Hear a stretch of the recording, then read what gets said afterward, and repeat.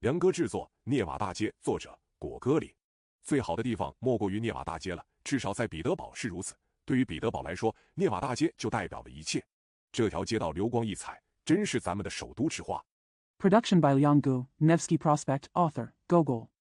There is no better place than Nevsky Prospekt, at least in Petersburg. For Petersburg, Nevsky Prospekt means everything. This street is full of brilliance. It is truly the flower of our capital. 我知道，住在彼得堡的平民百姓和达官贵人，无论是谁，都是宁肯要涅瓦大街，而不稀罕人世上的金银财宝。不仅年方25岁。I know that no matter who the common people or dignitaries living in Petersburg are, they would rather have Nevsky Prospekt than the gold and silver treasures in the world. Not only is he 25 years old. 蓄有漂亮的唇姿和身着精心缝制的礼服的年轻人为他所倾倒，即便是满腮苍然、脑袋光如银盘的老年人也对他情有独钟。而淑女们呢？淑女们对涅瓦大街就更是青睐有加了。Young people with beautiful mustaches and well-made dresses are fascinated by it, and even old people with full beards and shiny heads are also fond of it. And what about the ladies? Ladies are even more fond of Nevsky Prospekt. 又有谁不钟爱这条大街呢？只要一踏上涅瓦大街，一种游乐气氛便扑面而来。即便是你有要紧的事情要办，然而一踏上大街，准会把一切事情都忘得一干二净。这是唯一的清闲去处。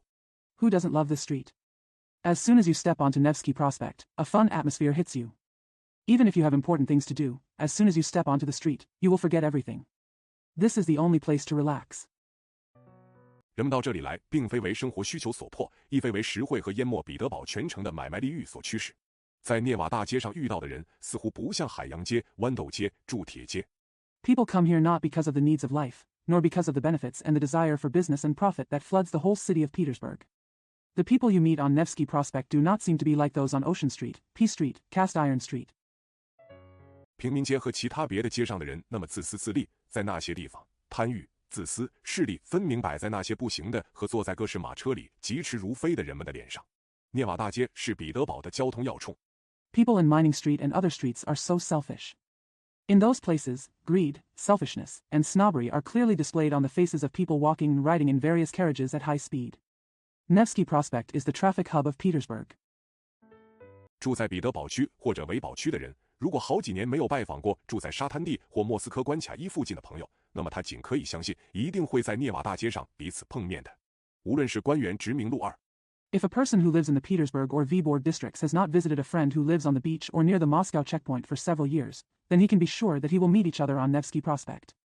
No matter it is the list of official positions. 还是问讯处提供的信息都不如涅瓦大街那样准确无误。涅瓦大街可真是无所不能，它是缺乏游乐的彼得堡的唯一消遣之地。人行道打扫得干干净净，天啊，那上面留下了多少脚迹啊！ Neither the information nor the information provided by the information desk is as accurate as Nevsky Prospekt. Nevsky Prospekt can do anything. It was the only pastime in Petersburg, which was starved of entertainment. The sidewalks were swept clean, and my God, what footprints were left on them. 一个退伍的老兵穿着又笨重又肮脏的皮靴，踩在花岗石的路面上，仿佛要咔嚓欲裂。一位少妇足蹬小巧玲珑、清洁如烟的女鞋，就像向日葵跟着太阳转似的。A retired veteran wore heavy and dirty leather boots that seemed to crack when he stepped on the granite pavement. A young woman stepped on small and exquisite women's shoes that were as light as smoke, just like sunflowers following the sun. 不停地转动着小脑袋去看那五光十色的商店的橱窗，一个满怀生前希望的准尉挎着铿锵作响的军刀，在地面上划出一道深深的痕迹。他们都迁怒于这条大街。They kept turning their little heads to look at the colorful shop windows. A warrant officer, who was full of hopes of promotion, was holding a clanging saber and scratching a deep mark on the ground. They were all angry at this street. They kept turning their little heads to look at the colorful shop windows. A warrant officer, who was full of hopes of promotion, was holding a clanging saber and scratching a deep mark on the ground. They were all angry at this street. 蹬着或重或轻的腿劲儿，一天之内，在这条街上发生着多少神速的光怪陆离的变换？一昼夜之间，他又经历着多少世事的变迁？我们从一大清早说起吧。这是 Kick your legs with more or less force. How many rapid and bizarre changes take place in this street in one day? In one day and night, it has experienced so many changes in the world. Let's start early in the morning, at this time.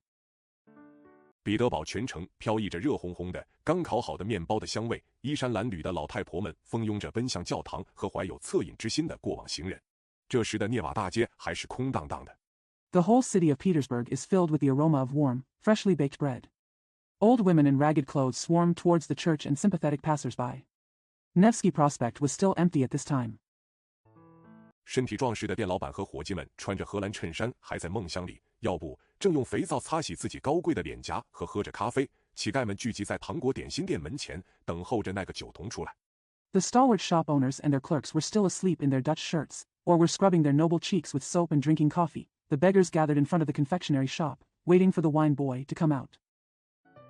昨天他端着可可饮料，就像苍蝇一样满屋子来回乱跑，如今睡眼惺忪，手持扫帚，没系领带，把那些又干又硬的馅饼和残羹剩饭扔给他们。要办事的人们慢慢腾腾地满街走着，有时 Yesterday he was running around the house like a fly carrying cocoa drinks, and now he was bleary-eyed, holding a broom and without a tie, throwing dry and hard pies and leftovers to them. People who have to do things slowly walk around the streets, sometimes. 一些赶着去上工的俄罗斯庄稼人横过大街，他们足蹬着沾满石灰的长筒靴子，即便是走到以清澈闻名的叶卡捷琳娜水渠旁，也无法把它们擦洗干净。在这个时刻 Some Russian farmers who were rushing to work crossed the street. Their long boots were stained with lime. Even if they walked to the Ekaterina aqueduct, which is famous for its clarity, they could not clean them off. At this moment, 淑女们是不便于出门的，因为俄罗斯人喜欢骂骂咧咧，说些连戏园子里也听不到的粗野话。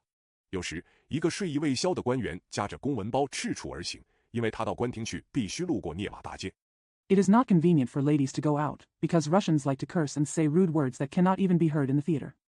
Sometimes, a sleepy official walked with his briefcase under his arm, because he had to pass through Nevsky Prospekt to go to the official office. 可以肯定地说，在这个时辰，也就是12点钟以前，任何人都不把涅瓦大街看作是目的，而仅仅当成是手段。它渐渐地变得熙熙攘攘，人们各有各的事情，各有各的操心事，各有各的烦恼。It can be safely said that at this hour, that is, before 12 o'clock, no one regards Nevsky Prospekt as an end, but only as a means. It gradually becomes bustling, people have their own things, and everyone has their own things to do. Everyone has their own worries and worries. 然而却无心去想到这条街道。俄罗斯庄稼人念叨的是10戈比银币或者7个半戈比铜币的事儿，老头子和老太婆挥动着2只胳膊，要不就在自言自语，有时还做出令人惊奇的手势。However, I had no intention of thinking about this street.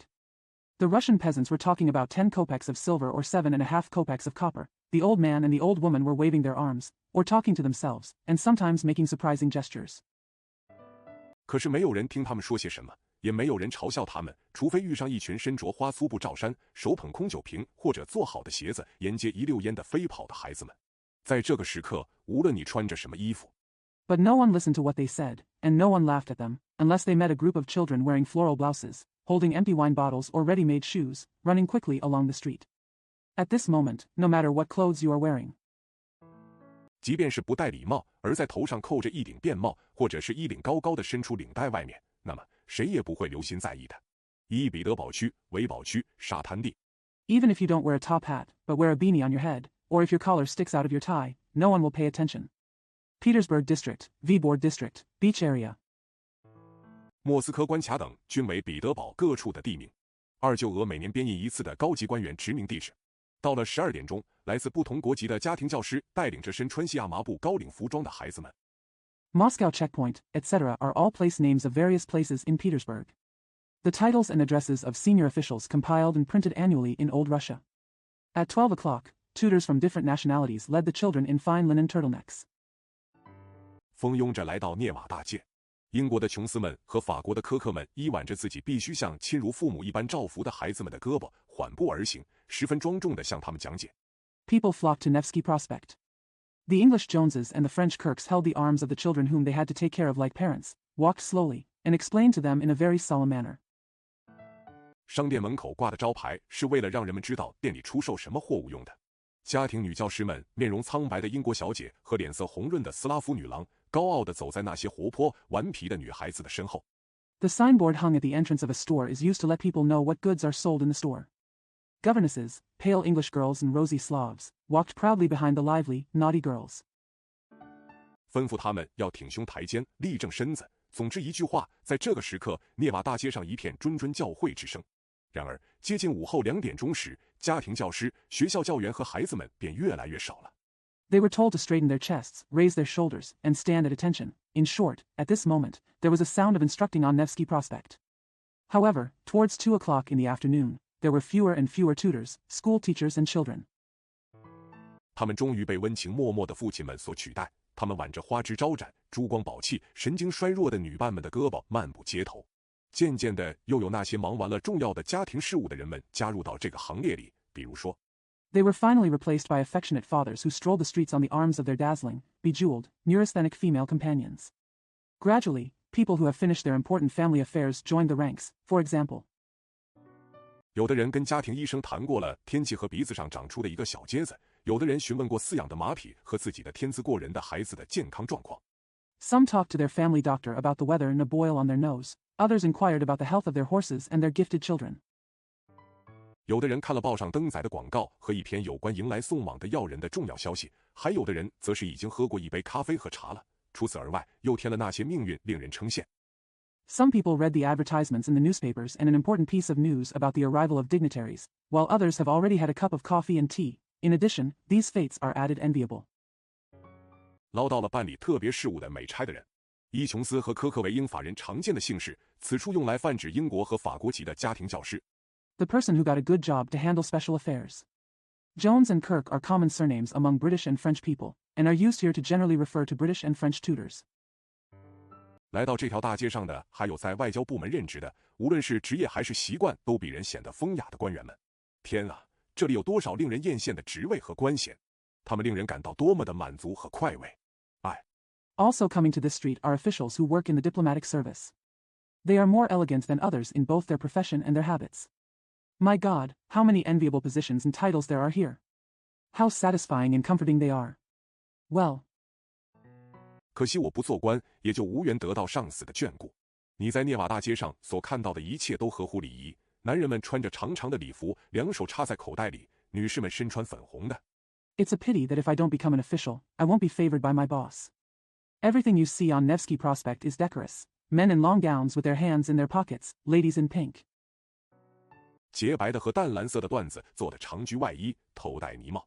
你在这里可以见到用十分精巧和令人惊叹的技巧从领带底下穿过来的精美绝伦的络腮胡子，有天鹅绒般的，有缎子般的。A long train coat made of pure white and light blue satin, and a felt hat. Here you can see the exquisite beards, some velvet-like, some satin-like, that are passed under the tie with very delicate and amazing skills. 有黑如貂皮和煤炭似的，可惜只有外交部门的官员才具有这样的美髯。上天不肯让别的部门的官员也享有黑色的络腮胡子，令他们大为恼火的是，他们不得不蓄着棕红色的胡子。It is as black as mink and coal. Alas, only officials in the diplomatic service have such beautiful beards. God forbid that officials in other departments should also enjoy black beards, and to their great chagrin, they had to wear brown beards. 你在这里还可以见到笔墨难以形容的绝无仅有的纯姿，那是半生最美好的时光都倾注于其上的纯姿，长年累月、日日夜夜照拂的宠物，那是洒满沁人欲醉的香水和香精。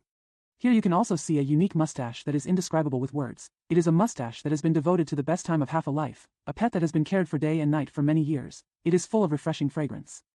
Intoxicating perfumes and essences. 涂满名贵而稀有的香膏的纯姿，那是夜里要用仿皮薄纸卷起来的纯姿，那是本人对其怀有动人的眷恋之情，而路人十分艳羡的纯姿。千百种呢帽、衣服、头巾，五光十色，轻薄如云。The mustache that is coated with precious and rare perfume. That is the mustache that is rolled up with imitation leather tissue at night. That is the mustache that I have a touching attachment to and that passers-by are very envious of. Thousands of kinds of felt hats, clothes, and headscarves, all colorful and as light as clouds.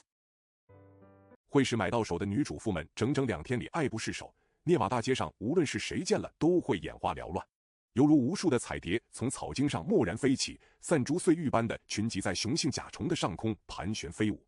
The housewives who bought it will not be able to put it down for 2 days, and everyone on Nevsky Prospekt will be dazzled when they see it. It's like countless colorful butterflies suddenly flying from the grass stems, clustering like scattered beads in jade, circling and flying in the sky above the male beetle. 你在这里可以见到连做出也不曾见过的腰肢，那样纤巧细长，比瓶颈大不了多少。你若迎面相遇，准会毕恭毕敬地退到一旁，唯恐一不小心让粗鲁的胳膊肘碰着了它。Here you can see a waist that even Choo Choo has never seen before. It is so delicate and slender, not much bigger than the neck of a bottle. If you meet face to face, you will step aside respectfully, lest you accidentally let the rude person elbow touched it. 你在心里定然是又胆怯又担心，千万不可不在意地呼出一口气，吹折了那造化和艺术的绝妙的作品。你在涅瓦大街上还可以见到多么好看的妇人衣袖啊！哦，真是美艳极了。You must be timid and worried in your heart. You must not exhale carelessly and destroy the wonderful work of nature and art. What beautiful women's sleeves you can see on Nevsky Prospekt. Oh, so beautiful. 他们有点酷似两只气球，那淑女如果不是有一个男子唤着的话，准会忽然飘上天去，因为要把那位淑女举到空中，就像是把斟满香槟的酒杯送到嘴边那样轻便和随意。They are a bit like two balloons. If the lady had not been replaced by a man, she would have suddenly floated into the sky, because lifting the lady into the air is like bringing a glass of champagne to her mouth. Light and casual. 你在这里可以遇到绝无仅有的微笑，那是一种技艺高超的微笑，有的微笑可以让你陶醉的浑身酥软，有的微笑会使你忽然觉得是草芥而低垂脑袋。You can encounter unique smiles here, which are highly skilled smiles.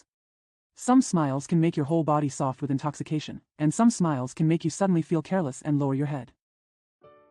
有的微笑又会令你觉得高过海军部大厦一的尖顶而昂首阔步。你在这里可以见到有的人在闲聊音乐会或者天气，却端着一副高雅的气派和凛然自尊的神气。There are smiles that make you feel taller than the spire of the Admiralty building. Here you can see some people chatting about concerts or the weather, but with an elegant air and a dignified air of self-respect. 你在这里可以见到成百上千难以揣度的人和事。上帝啊，在涅瓦大街上可以遇到多么古怪的人啊！有许多的人朝你迎面走来，会要细看你的靴子，待你走过去之后。You can see hundreds of incredible people and things here. God! What weird people you can meet on Nevsky Prospekt.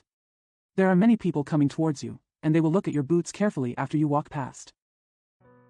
又会转过头来端详你的后襟。我至今还闹不明白干嘛要这么做。起初我以为他们是鞋匠，然而根本不是那么回事，他们大多是各个部处的办事人员。He will turn his head and look at your back again. I still don't understand why I did this. At first I thought they were shoemakers, but that was not the case at all. They were mostly clerks from various ministries. 其中不少人以优雅的文笔拟写来往的公文，或者有的人无事闲逛，在糖果点心店里看看报纸。总之，大多是品行端正的人士。Many of them wrote official documents in elegant writing, or some of them were just hanging out and reading newspapers in candy shops. In short, most of them were people of good moral character. 在午后2点到3点钟，可以称之为涅瓦大街活动高峰的大好时辰里，人间一切最优秀的作品都送到这里来大展出了。一个人展示的是一件上等海狸皮的时髦礼服。During the great hour between 2 and 3 o'clock in the afternoon, which can be called the peak of activity on Nevsky Prospekt, all the best works in the world are brought here for a grand display. One person displayed a fashionable gown of fine beaver fur. 另一个人显摆的是一只好看的又高又直的鼻子，第三个人蓄着十分漂亮的络腮胡子，第四个人长着一对顾盼有神的美目和戴着一顶令人叫绝的女呢帽。Another person showed off a beautiful, tall, and straight nose, the third person had a very beautiful beard, and the fourth person had a pair of beautiful, thoughtful eyes and wore an amazing hat. Feather hat. 第5个人的优雅的小指头上戴着一颗嵌有辟邪物的宝石戒指，第6个人的先足蹬着一双玲珑剔透的女鞋，第7个人系着一条令人惊叹莫名的领带。The fifth person's elegant little finger wears a gemstone ring embedded with evil spirits, the sixth person's slender feet wear a pair of exquisite and clear women's shoes, and the seventh person wears an amazing and inexplicable tie. 第8个人的唇姿简直令人叹为观止。然而，一过3点钟，大展出便告结束，人们渐渐散去。3点钟后，又是另一番景象。涅瓦大街转眼之间犹如春到人间。The eighth man's mustache is simply breathtaking. However, as soon as 3 o'clock passed, the grand exhibition came to an end and people gradually dispersed. After 3 o'clock, it was another scene. Nevsky Prospekt is like spring coming to the world in the blink of an eye. 满街尽是身着绿色文官制服的官员，饥肠辘辘的9等文官、7等文官和别的等级的文官们一个劲儿地加快脚步。年轻的14等文官、12等文官和10等文官们赶紧利用这个空。The streets were filled with officials in green civilian uniforms. The hungry 9th-class civil servants, 7th-class civil servants and other ranks of civil servants kept speeding up. The young 14th, 12th, and 10th-class civil servants quickly took advantage of this opportunity. 在涅瓦大街上溜达一回，那神态就像是根本没有在办公地点枯坐6个钟头一样。不过，上了年纪的10等文官、9等文官和7等文官则垂着脑袋快步走着。Walking around the Nevsky Prospekt, it's as if you haven't been sitting in the office for 6 hours. However, the elderly 10th class civil servants, 9th class civil servants and 7th class civil servants lowered their heads and walked quickly. 他们可没有心思去端详过往的行人，他们还没有放下心事，脑子里乱糟糟的塞满了一大堆办而未了的案卷。好大一阵子，他们眼里看到的不是商店的招牌。They had no intention of looking at the passers-by. They had not yet let go of their worries. Their minds were in a mess and filled with a lot of unfinished case files. For a long time, what they saw in their eyes was not the shop sign, 而是晃动着公文匣或者办公厅头的圆脸，一耸立在彼得堡的涅瓦河畔的一座建筑物。从4点钟起，涅瓦大街又是空荡荡的了。Instead, he shook his briefcase or the round face of the head of the office. A building standing on the banks of the Neva River in Petersburg. From 4 o'clock onwards, Nevsky Prospekt was deserted again. 你未必能在这里碰上一个官员。偶尔有一个女裁缝打从店里出来，手捧一个盒子，穿过涅瓦大街。一位原是心怀仁爱的鼓掌的可怜的牺牲品，如今身穿面容粗毛呢的外套。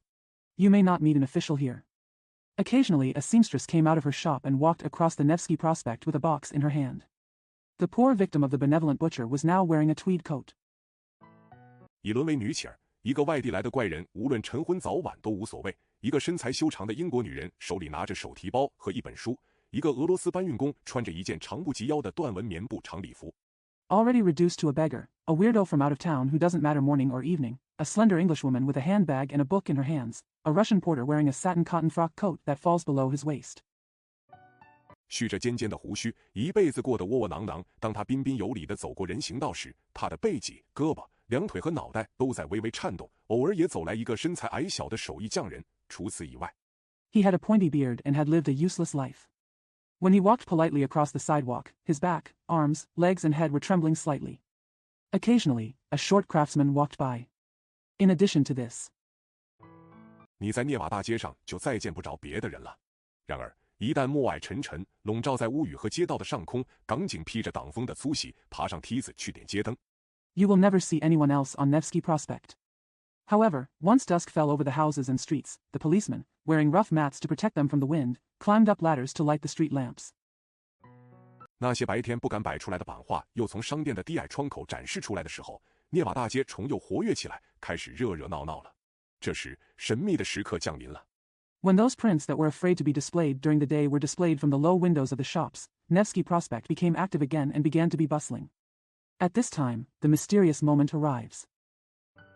灯光给万事万物都点染上一层奇妙而诱人的光彩。你可以遇见许多年轻人，他们大都是单身汉，身穿暖和的礼服和外套。这个时候，可以感触到一种目的的存在。Light gives everything a magical and alluring glow. You can meet many young people, mostly bachelors, wearing warm dresses and coats.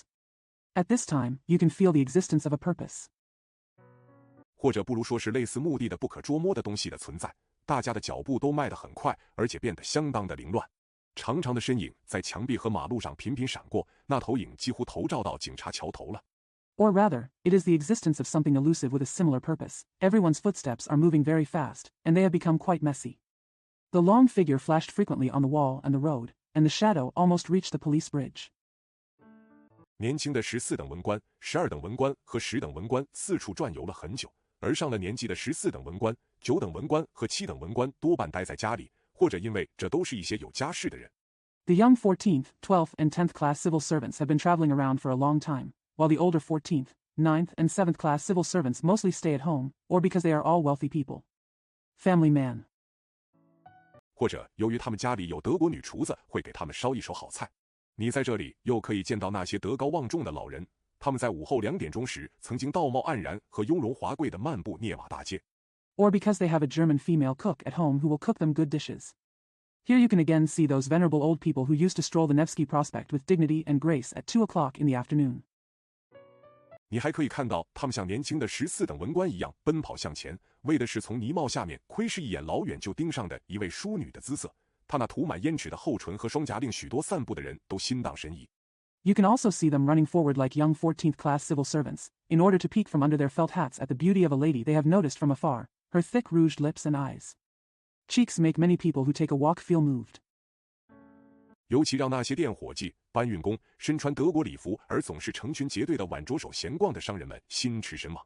别忙，这时皮罗戈夫中尉拽住一个与之同行、身着燕尾服和披风的年轻人，高声喊道 It is especially fascinating for shop assistants, porters, and businessmen in German dress who always hang out in groups arm in arm.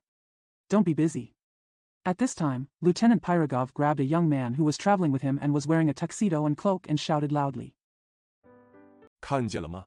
看见了，一个佩罗奇诺伊笔下的绝色美人。伊佩罗奇诺生于1445至1452年之间，死于1523年，意大利著名画家。那你说的是谁呀？就是他。Did you see it? I saw it, a stunning beauty described by Parasino. Parasino, born between 1445 and 1452, died in 1523, a famous Italian painter. Then who are you talking about? Ah, that's her.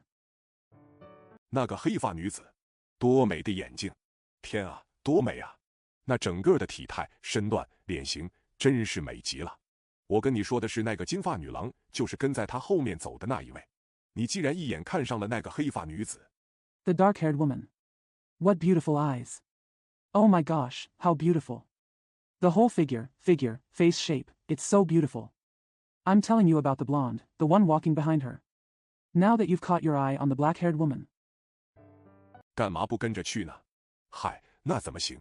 身穿燕尾服的年轻人一下子臊得满脸通红，大声嚷道：“你当她是晚上在涅瓦大街上卖笑的女人吧？她准是一位大家闺秀。”他叹了口气，继续说道 Why don't you go along?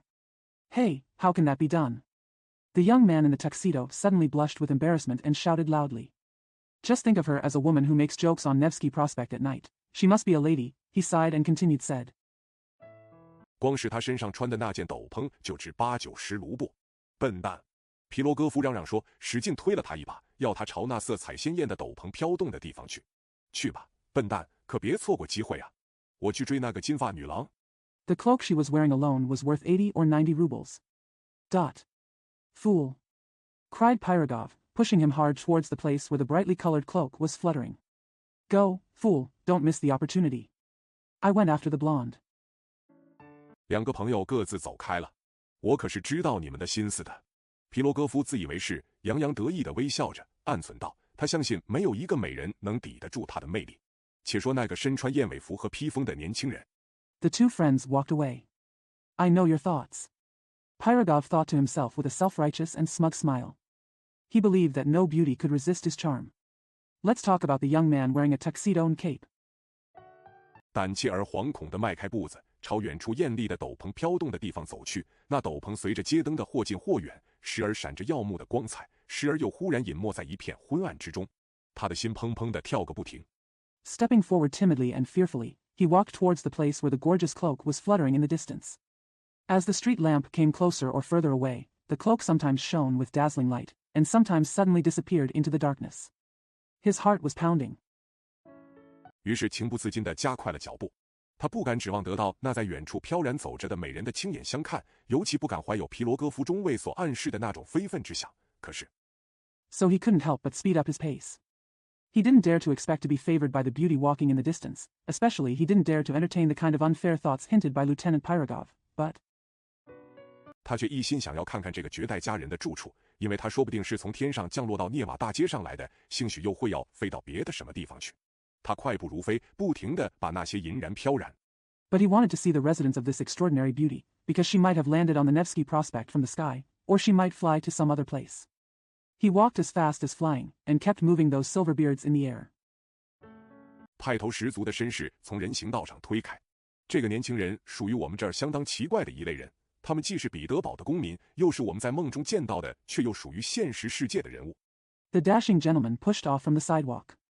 This young man belonged to a rather strange group of people among us, who are at once citizens of St. Petersburg and characters we see in dreams, but who also belong to the real world. 这个独特的阶层，在这个充斥着官吏、商人和德国工匠的城市里是极不寻常的。他是一个画家，这不是一个奇怪的人物吗？一个彼得堡的画家，一个北国之地的画家。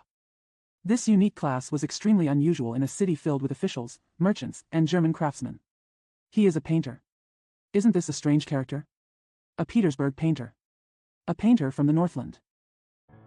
一个芬兰人聚居之地的画家，这里的一切都潮湿、平坦、宁静、苍白、单调、暗淡。这些画家一点也不像意大利画家那样高傲和如同意大利与他的天空那样热情，恰恰相反，他们大都是善良。A painter of a place where Finns live, where everything is damp, flat, quiet, pale, monotonous, and dim. These painters are not at all as proud as the Italian painters and as passionate as Italy and its sky. On the contrary, most of them are kind. 和顺、腼腆、乐天的人们默默地酷爱自己的艺术，只在斗室中与两三有人静心品茶，谦逊地谈论着喜爱的话题，而毫不问及闲事。他常常把一个求乞的老太婆唤到家里来，让她坐上六。The docile, shy, and optimistic people love their art silently. They only sit in a small room with 2 or 3 friends quietly drinking tea, talking humbly about their favorite topics without asking about other things. He often called an old woman begging to his home and asked her to sit on the 6 or 6. 7个钟头，以便把他的可怜而麻木的脸相画到画布上。他也画自己房间的景物，那里摆满了各种小话剧。由于年深日久和布满灰尘而变成咖啡色的石膏制成的手脚折断了的绘画架。7 hours to put her pitiful, numb face on canvas. He also painted scenes from his own room, which was filled with all kinds of small painting tools, hands and feet made of plaster that had turned brown with age and dust, a broken painting easel. 叠朝上的调色板，弹着吉他的友人，溅满颜料的墙壁以及洞开的窗户，从那儿隐约可见暗淡的涅瓦河和几个身穿红衬衫的穷苦的渔夫。The bottom-up palette, the friend playing the guitar, the paint-spattered walls and the open windows, from which you can vaguely see the dim Neva River and a few poor fishermen wearing red shirts. 这些画家笔下所有的景物几乎总是透出一种灰暗的色调，那是北国之地擦不去的印记。尽管如此，他们总是满怀欣喜地潜心于自己的创作。他们通常都才华横溢。Almost all the scenes painted by these painters always have a dark tone, that is the indelible mark of the northern land. Almost all the scenes painted by these painters always have a dark tone, that is the indelible mark of the northern land. Despite this, they always dive into their creations with great joy. They are usually very talented. 一旦接受意大利清新之风的熏陶，其才华就会像是从房间里移至于新鲜空气中的花木一样，伸枝展叶，开出绚丽的花朵来。他们总是十分胆怯，只要看见一枚徽章和厚厚的带穗肩章。Once influenced by the fresh wind of Italy, his talents will spread out and bloom like flowers and trees that have been moved from the room into the fresh air. They are always very timid when they see a badge and thick tasseled epaulets. 就会局促不安，不由自主地把自己的作品剪下架来。他们有时也喜欢打扮一番，可是打扮起来总是令人觉得刺眼，倒像是衣服上打了个补丁似的。They will feel uncomfortable and involuntarily reduce the price of their own works. They also like to dress up sometimes, but when they dress up, they always feel dazzling, as if they have a patch on their clothes. 你有时也可以看到他们同时穿着精致的燕尾服和污迹斑斑的披风，或者是值钱的天鹅绒背心和溅满颜料的长礼服。You can sometimes see them wearing a sophisticated tuxedo and a stained cape, or a valuable velvet vest and a paint-splattered frock coat. 这就宛如你有时看到在一幅没有画完的风景画上画着一个头朝下的自然女神，她因为找不到地方，便在从前专心致志地画过的一幅作品那涂抹的背景上勾勒了一个草图一样。This is just like you sometimes see a nature goddess with her head facing down on an unfinished landscape painting. Because he couldn't find the place, he painted on the smeared background of a work he had been concentrating on before. It's like sketching out a sketch. 他从来也不正眼看你，即便是看你，那眼神也总是有点茫然不安，捉摸不定。他不会用监视人的凶鹰般的目光，或者骑兵军官的猛隼般的眼神盯视你。He never looks at you. Even when he looks at you, his eyes are always a bit dazed and uncertain. He does not stare at you with the fierce eagle eyes of a supervisor or the falcon eyes of a cavalry officer. 这是因为他在同一时间里既要审视你的面容，又要比照立于房中的赫茨克勒斯伊的石膏像的神韵，或者在他的眼前浮现着正在酝酿的一幅图画，所以他常常前言不搭后语。This is because at the same time he has to look at your face and the charm of the plaster statue of Heracles that stands in the room, or a picture that is brewing before his eyes. Therefore, his words often do not match his words. 有时答非所问，脑子里乱糟糟的，因而变得更加胆怯。我们描述的这个年轻人，画家皮斯卡略夫，就属于这一类人，腼腆、胆怯，内心里却蕴蓄着感情的火花。Sometimes the answers are wrong and my mind is in a mess, so I become more timid. The young man we are describing, the painter Piskarev, belongs to this category, shy. Sometimes the answers are wrong and my mind is in a mess, so I become more timid. The young man we are describing, the painter Piskarev, belongs to this category, shy and timid, but with a spark of emotion in his heart. 一旦有合适的时机，便会燃成熊熊的火焰。他暗怀着忐忑不安的心情，急忙跟在令人销魂的家人身后，似乎对自己如此冒昧也深以为意。他的眼神 Once the right time comes, it will ignite into a blazing flame. With secret uneasiness, he hurriedly followed the enchanting beauty, seeming to be deeply surprised by his own presumption. His eyes.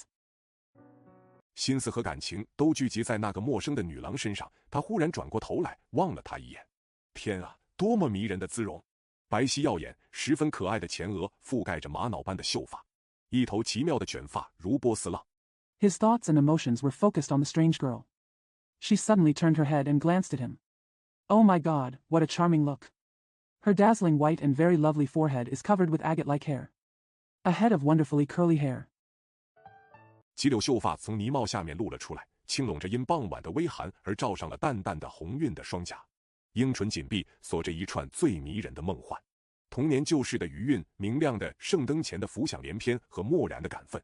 A few strands of hair peeked out from under the felt hat, lightly covering her cheeks that were lightly flushed due to the slight chill in the evening. Her cherry lips were tightly closed, locking a string of the most charming dreams. The aftertaste of childhood memories, the thoughts and silent excitement in front of the bright holy lamp. 这一切似乎都凝聚、融合和映照在他的两片匀称的樱唇上。他望了皮斯卡略夫一眼，他的心不由得悸动起来。他的目光是严厉的，有人公然无耻地尾随而来。All of this seemed to be condensed, integrated, and reflected on her two well-proportioned lips. She glanced at Piskarev, and his heart throbbed involuntarily. Her eyes were stern, and someone was following her openly and shamelessly. 他的脸上猝然表露出恼怒之情，然而在这张妩媚动人的娇脸上，纵然是怒气冲冲，也是令人心醉的。一缕羞愧和胆怯之情袭上心头，他立时停住了脚步，两眼低垂。可是 Her face suddenly showed an expression of irritation. However, even the anger in this charming face was fascinating.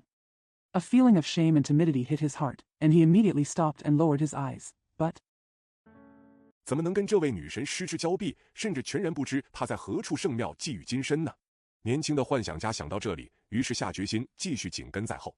为了不让人发现，他离得远远的，无所事事的东张西望。How could we miss this goddess and not even know where she lives in the temple? The young dreamer thought of this and determined to follow closely. In order not to be discovered, he stayed far away and looked around idly. 仔细查看着各处的招牌，同时又一步不离地紧紧盯着陌生女郎的去向。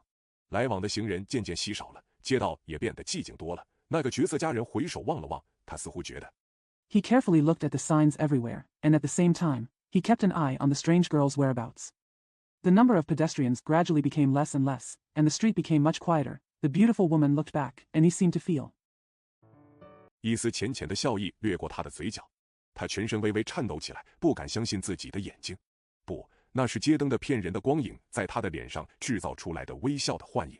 不，那是自身的幻想对他的嘲弄。可是 A faint smile crossed the corner of her mouth. His whole body trembled slightly, and he couldn't believe his eyes. No, it was the illusion of a smile created on her face by the deceptive light and shadow of the street lamp. No, it was his own fantasy mocking him. But 他胸前的呼吸急促起来了，处在一种莫名的战栗之中，全身的感情在沸腾，眼前的一切都蒙上了一层迷离之色。人行道在他的脚下急速地奔来。His breathing quickened on his chest, he was in an inexplicable trembling, the emotions all over his body were boiling, and everything in front of him was cast in a blur. The sidewalk rushed quickly beneath his feet. 奔驰的骏马拉着的教室马车似乎凝立不动，大桥渐渐拉长了，在拱形处忽然折断，楼房倒立着，岗亭朝他迎面倒塌下来。The carriage drawn by the galloping horses seemed to be standing still, the bridge gradually lengthened and suddenly broke at the arch, the building stood upside down, and the sentry box collapsed towards him. 而哨兵的抚恤连同招牌上的金字和剪刀图案仿佛在他的睫毛上闪闪发亮，这一切都照应于那娇媚女子的一次顾盼，一次回眸。他视而不见，听而不闻。 The sentinel's axe and the gold characters and scissors pattern on the sign seemed to shine on his eyelashes. All this was caused by the charming woman's glance and look back. He turns a blind eye and hears nothing. 无知无觉地跟着那双先足留下的清洁的脚迹一路飞跑着，极力想要放慢那随着心脏的砰砰跳动而飞快脉动的脚步。有时他也心存疑虑，他那脸上的表情是否真的对他有意垂青。 He unconsciously ran along the light footsteps left by those slender feet, trying his best to slow down the pace that was moving so fast with the pounding of his heart. Sometimes he wondered whether the expression on her face was really favorable to him. 这时他便驻足而立，犹豫片刻，然而心灵的搏动、难以抗拒的力量和感情的激荡又驱使他直往前奔。他甚至没有注意到，有一幢4层楼的房子忽然耸立在他的眼前，4排窗户灯火通明。At this time, he stopped and hesitated for a moment, but the beating of his heart, the irresistible power and the excitement of emotion drove him forward again. He didn't even notice that a 4-story house suddenly stood in front of him, with 4 rows of windows brightly lit. 全都瞪眼望着他，门口的铁栏杆结实地撞了他一下。他看见那陌生的女郎飞也似的跑上楼梯，回过头来，把手指搁在唇边，示意他可以跟着上楼。他的2腿哆嗦着，思绪沸腾。Everyone stared at him, and the iron railings of the door bumped hard against him. He saw the strange girl running up the stairs as fast as she could. She turned around and put her finger to her lips, indicating that he could follow her upstairs. His legs were trembling, his thoughts were boiling. 一缕强烈的欣喜之情如闪电一般直透他的心窝。不，这不是幻梦。天哪，这一瞬间多么幸福！这顷刻之间，生活多么奇妙！伊赫斯克勒斯系希腊神话中的大力士。A strong feeling of joy shot through his heart like lightning. No, this is not a dream. Oh my gosh. How happy this moment is. How wonderful life is in this moment. Heracles is the strong man in Greek mythology. 是宙斯与人间女子所生的儿子，在罗马神话中称为赫尔库勒斯。可是这一切不是做梦吧？陌生的女郎为了得到他天仙似的回眸一瞥，他心甘情愿地奉献自己的生命。He is the son of Zeus and a human woman, known as Hercules in Roman mythology. But isn't this all a dream? Strange girl, in order to get her angelic glance back, he is willing to sacrifice his life. 他把前来他的住所看上一眼视为难以言喻的幸福，难道真的对他有情有义、亲眼相看吗？他飞快地跑上楼去，他心里没有任何世俗的邪念，也不曾燃起尘世的欲火。是的。He regarded coming to her residence to take a look at her as an indescribable happiness. Could it be that she really had feelings for him and favored him? He ran upstairs quickly. He didn't have any worldly evil thoughts in his heart, nor was he ignited by worldly desires, yes. 他此时此刻是纯真无邪的，犹如一个童真少年对于情爱还持有一种朦胧的精神上的渴求。本来会在一个淫荡的人的内心里激起非礼的欲念的东西，恰恰相反。He is innocent at this moment, like a virgin boy who only has a vague spiritual desire for love. The very things that would arouse indecent desires in a lustful person do just the opposite. 却只是使他内心的思绪变得更加圣洁。这是那位绝色美人给予他的一种信赖，这种信赖促使他立下誓愿，要像骑士一样端庄方正，忠实地听从他的所有吩咐。他只是期盼着。But it only made his inner thoughts become more holy. This was a kind of trust given to him by that stunning beauty, which made him vow to be dignified and upright like a knight and faithfully obey all her commands. He was just looking forward to it. 吩咐他做的事尽可能艰难些、费力些，他就可以竭尽全力去克服千难万险。他相信一定是有什么秘密而又重要的事情逼得他非信赖他不可，一定是要他大力帮忙。Ask him to do something as difficult and laborious as possible, and he can do his best to overcome all difficulties and dangers. He believed that there must be some secret and important matter that forced her to trust him and require his vigorous help. 而他觉得自己是有力量和决心去做任何事情的。楼梯盘旋而上，他那急速涌来的幻想也同他一道回旋飞舞。上楼小心点，他说话的声音如竖琴一般鸣响。And he felt that he had the strength and determination to do anything. The stairs spiraled up, and his racing fantasies whirled with them. Be careful going upstairs. Her speaking voice sounded like a harp. 他浑身的血管不由得微微震颤。在4层楼昏暗的高处，陌生女郎敲了敲门，门豁地开了，他们一起走了进去。一个容貌可人的妇人手擎着蜡烛迎上前来。The blood vessels all over his body couldn't help but tremble slightly. In the dark high place on the 4th floor, the strange girl knocked on the door. The door opened suddenly, and they walked in together. A lovely-looking woman came forward with a candle in her hand. 可是却那么奇怪而放肆地望了一眼皮斯卡略夫，他不由得垂下了眼睛。他们进了房间，但见3个妇人的身影分散在各处角落里，一个摆弄着纸牌，另一个坐在钢琴旁边。But he looked at Piskarev so strangely and wildly that he couldn't help but lower his eyes. They entered the room. But I saw the figures of 3 women scattered in various corners. One was playing with cards, the other was sitting at the piano. 用2个指头弹着好似悲凉的波洛涅兹舞曲，还有一个妇人正在对镜梳妆，梳着她那长长的秀发。虽然有陌生人进来，她压根儿没有想停下她的装扮。Playing something like a sad polonaise with 2 fingers, There is also a woman who is dressing up in the mirror and combing her long hair. Although a stranger came in, she did not want to stop her work at all. Dress up.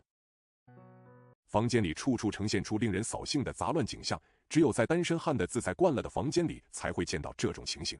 家具倒是挺不错的，却布满了灰尘，一只蜘蛛就在雕花的飞檐上结网。The room was filled with that unpleasant clutter which can only be seen in a room accustomed to the ease of a bachelor. The furniture was fine, but covered with dust. A spider was spinning its web on the carved cornice. 从没有关严的另一间房的门缝里，隐约看见一只闪光的带马刺的皮靴和制服的红边饰，到处传来男女放荡不羁的欢声笑语。天啊，他到什么地方来了？起初他不愿相信。From the crack in the door of another room, which was not closed, I could vaguely see a shining leather boot with spurs and the red trim of a uniform. The bohemian laughter of men and women could be heard everywhere. From the crack in the door of another room, which was not closed, I could vaguely see a shining leather boot with spurs and the red trim of a uniform. The bohemian laughter of men and women could be heard everywhere. God, where has he come? At first he didn't want to believe it. 开始仔细打量房里的各种物品，可是四壁空空，窗户没有挂窗帘，没有一点主妇细心操持的迹象。这些可怜的妇人一个个面容憔悴，其中一个几乎就在他的面前坐了下来。He began to look carefully at the various items in the room. However, the walls were empty, the windows had no curtains, and there was no sign of the housewife's careful care. Each of these poor women looked haggard, and one of them was almost sitting in front of him. Come down. 若无其事地端详着他，就像是查看别人衣服上的一点污迹似的。这一切都使他确信，他走进了一个可悲的淫魔、浮华的文明和首都可怕的人满为患的产物所盘踞的藏垢纳无之所。Looking at him as casually as one would look at a stain on someone else's clothes, all this convinced him that he had entered into a miserable nymphomaniac, the product of ostentatious civilization and the terrible overcrowding of the capital, a place of filth and evil that it occupies. 在这个淫窟里，人亵渎的摧残和嘲笑一切使生活得以美化的纯洁和神圣的东西。妇女，这个世界之花，创造物之冠，竟然变成一种奇怪而轻薄的生灵。In this den of whoredom, people blasphemously destroy and ridicule all the pure and sacred things that beautify life, and women, the flower of the world and the crown of creation, turn into a strange and frivolous creature. 他连同其心灵的纯真一起丧失了一切女性的品格，而令人厌恶的学来了男人的乖巧和无耻，因而不再是柔弱、妩媚的和有别于我们男子的女人。She lost all her feminine qualities along with the innocence of her soul, and disgustingly acquired the obedience and shamelessness of men, so she was no longer weak, charming, and different from us men.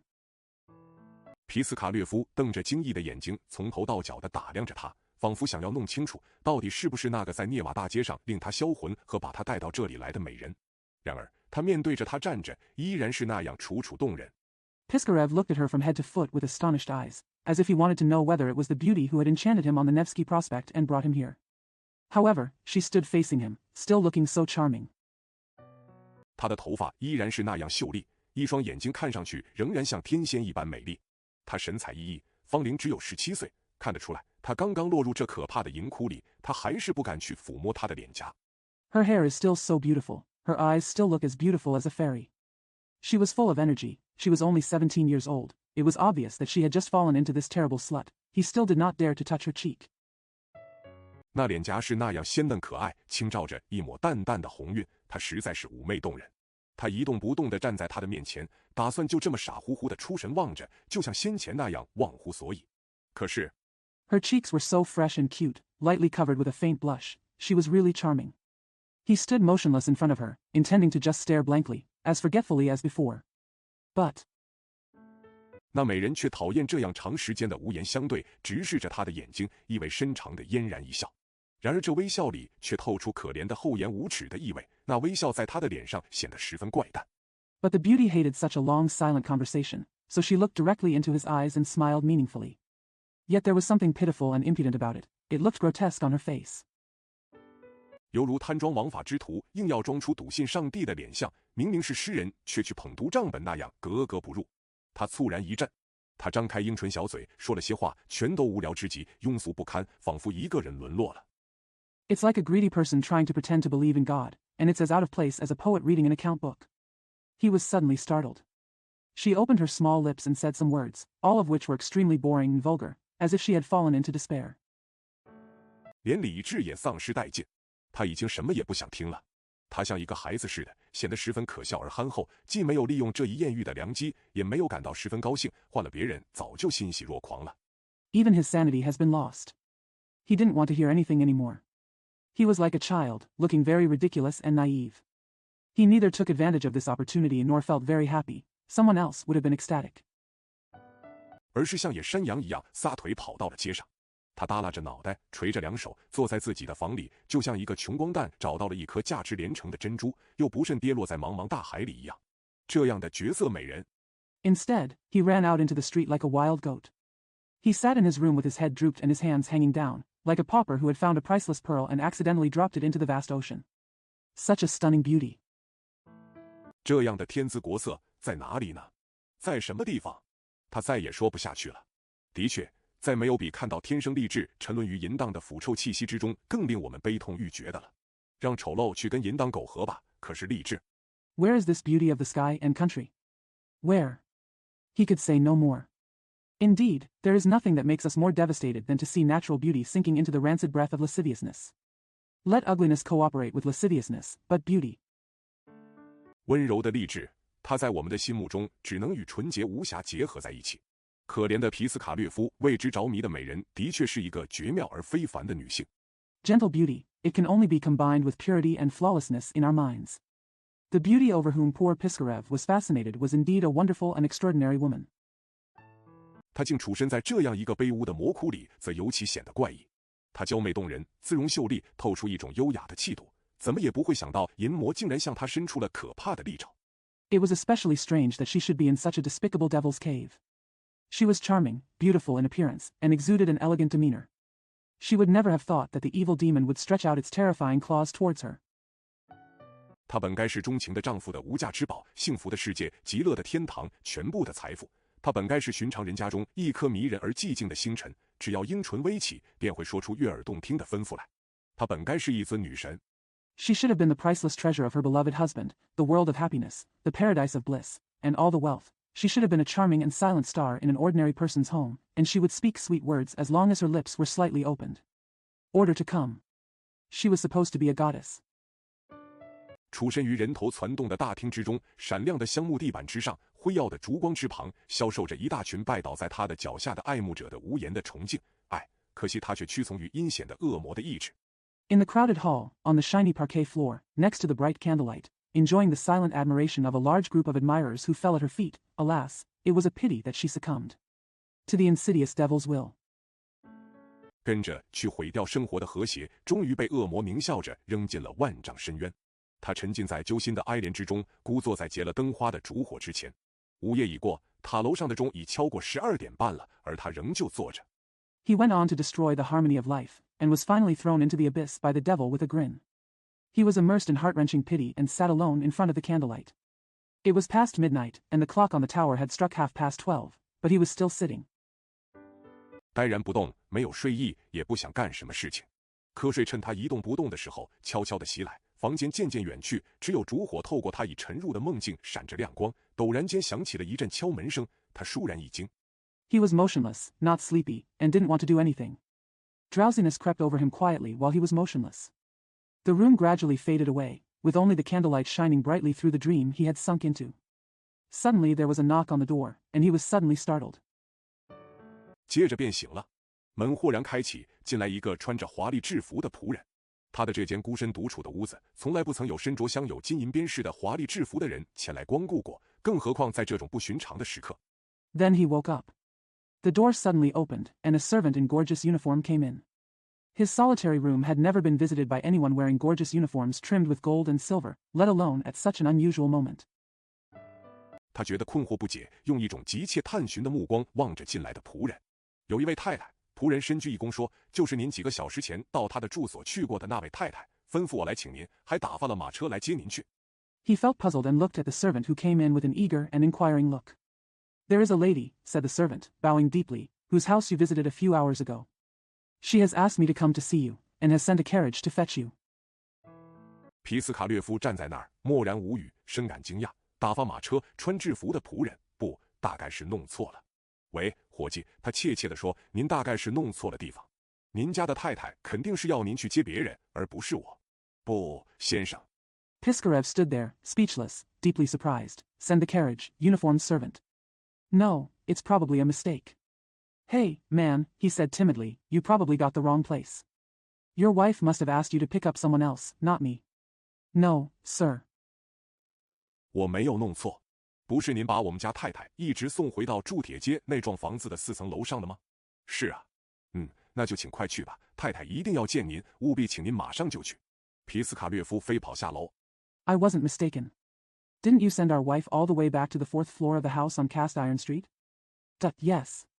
Well, please go quickly. My wife must see you, and I must ask you to go right away. Piskarev ran downstairs.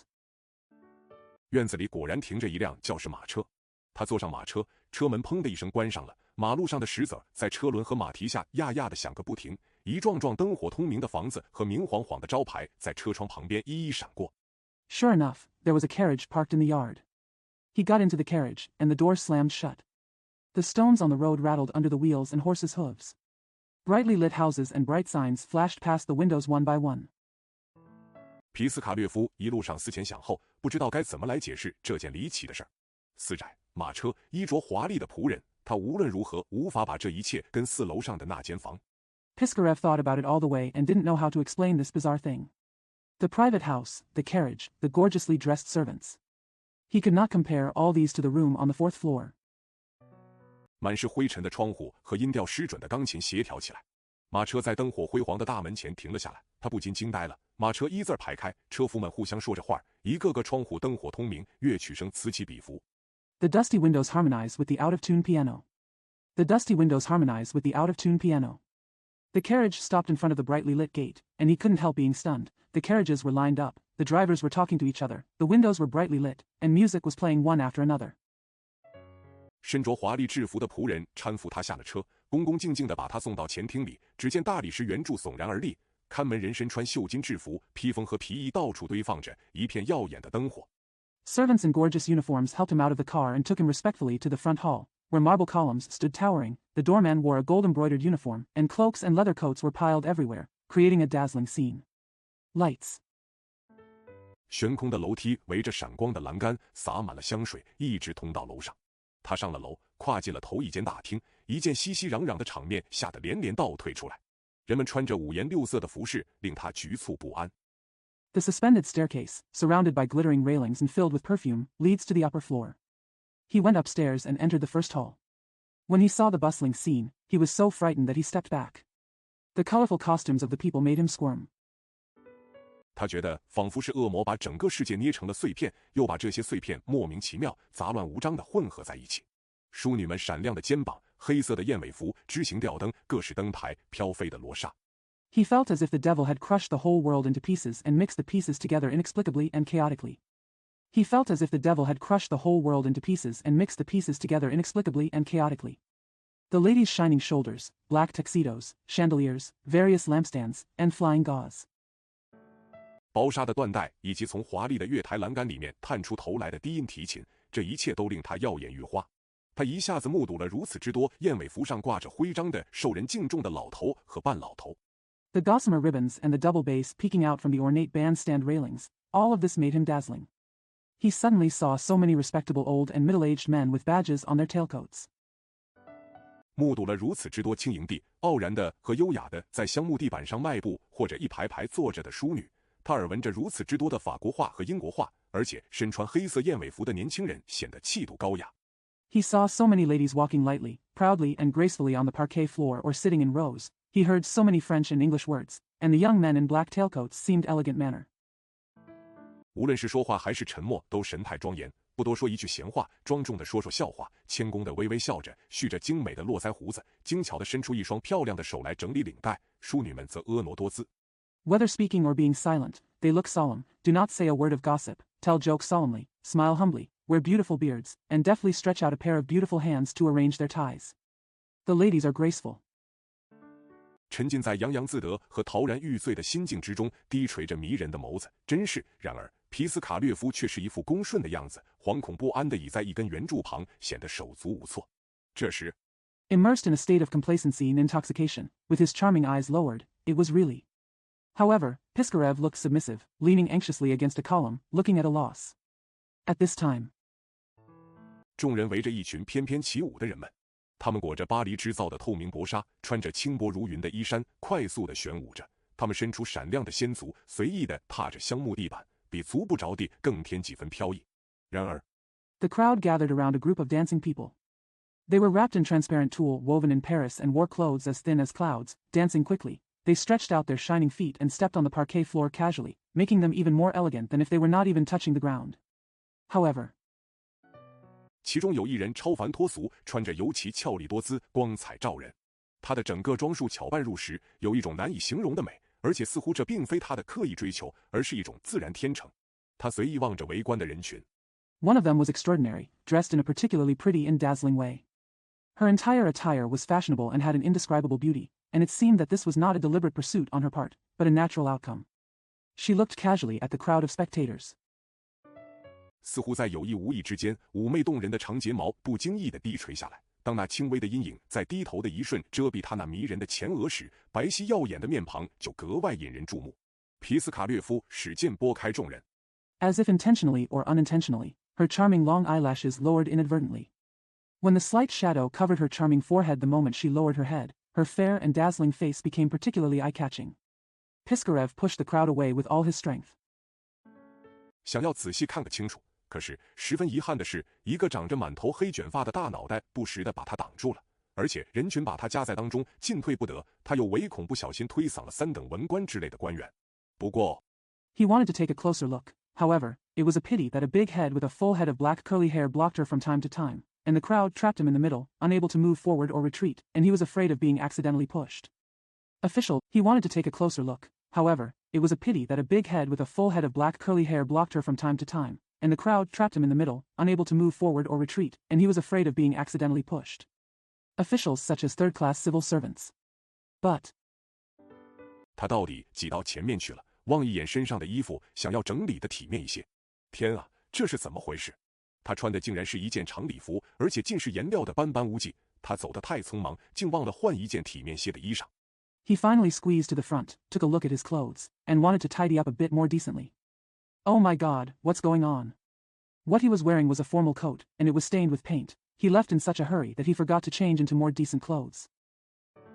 他不由得低下头来，脸一下子红到了耳根，真想找个地缝藏身，可是却无处可藏。衣着华丽的少年侍从们像一堵墙似的挡在他的身后。He couldn't help lowering his head. His face suddenly turned red to the roots of his ears. He really wanted to find a crack in the ground to hide, but there was nowhere to hide. The young attendants in gorgeous clothes blocked him behind like a wall. 他已经打算要远远地离开长着妩媚的前额和睫毛的美人了。他惊恐不安地抬起眼来，想知道他是否在看他。天啊，他正好站在面前，可是这是怎么回事呢？怎么回事呢？是他。He was already planning to stay far away from the beauty with the charming forehead and eyelashes. He raised his eyes in alarm, wondering if she was looking at him. Oh my God. She was standing right in front of her, but what was going on? What's going on? It's her. 他差不多是大声嚷了起来。一点不错，正是她，就是在涅瓦大街相遇又伴送他回到住处的那个女郎。这时他微微抬起睫毛，用明亮的目光瞟了一眼大家。哎呀，多么漂亮！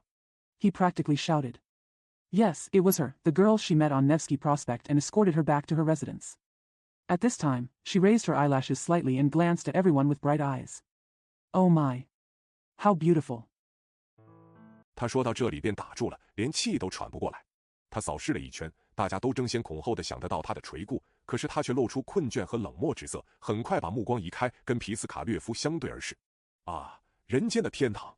He stopped here and couldn't even breathe. She glanced around, and everyone was vying to get her attention, but she looked sleepy and indifferent, and quickly looked away, facing Piskarev. Ah, heaven on earth. 极乐的世界，上帝啊，给他经受这一切的力量吧。生命就要离他而去，他会要毁掉和戕害自己的灵魂。他做了一个暗示，不是手势，也不是点头示意，不是。A world of bliss. God, give him the strength to endure all this. Life will leave him, and he will destroy and kill his own soul. She made a hint, not a gesture, not a nod, not. 他那双勾魂摄魄的眼睛透露出一丝微妙而隐约的表情，传达了这一信号，谁也无法觉察到。可是他却看出来了，领悟到了。一支舞曲延续了很久，已经倦怠的乐曲似乎就要静息下来了。Her enchanting eyes revealed a subtle and vague expression, conveying this signal.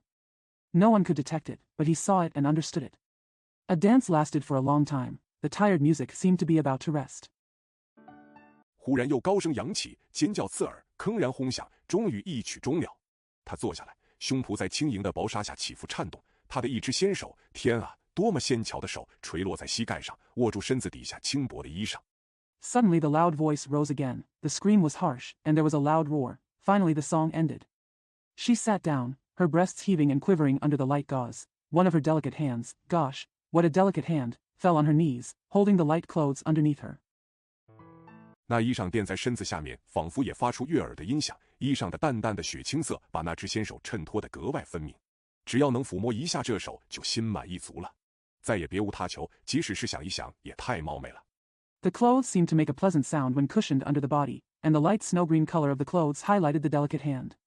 As long as I can touch this hand, I will be satisfied. Nothing more could be asked for. It would be too presumptuous to even think about it. 他站在他的椅子后面，不敢开口说话，也不敢大声透气。您觉得烦闷吗？他说道。我也觉得闷了。我看得出来，您在恨我。他补了一句，垂下长长的睫毛。恨您？您说我？皮斯卡略夫心慌意乱。He stood behind her chair, not daring to speak or breathe loudly. Are you bored? She said.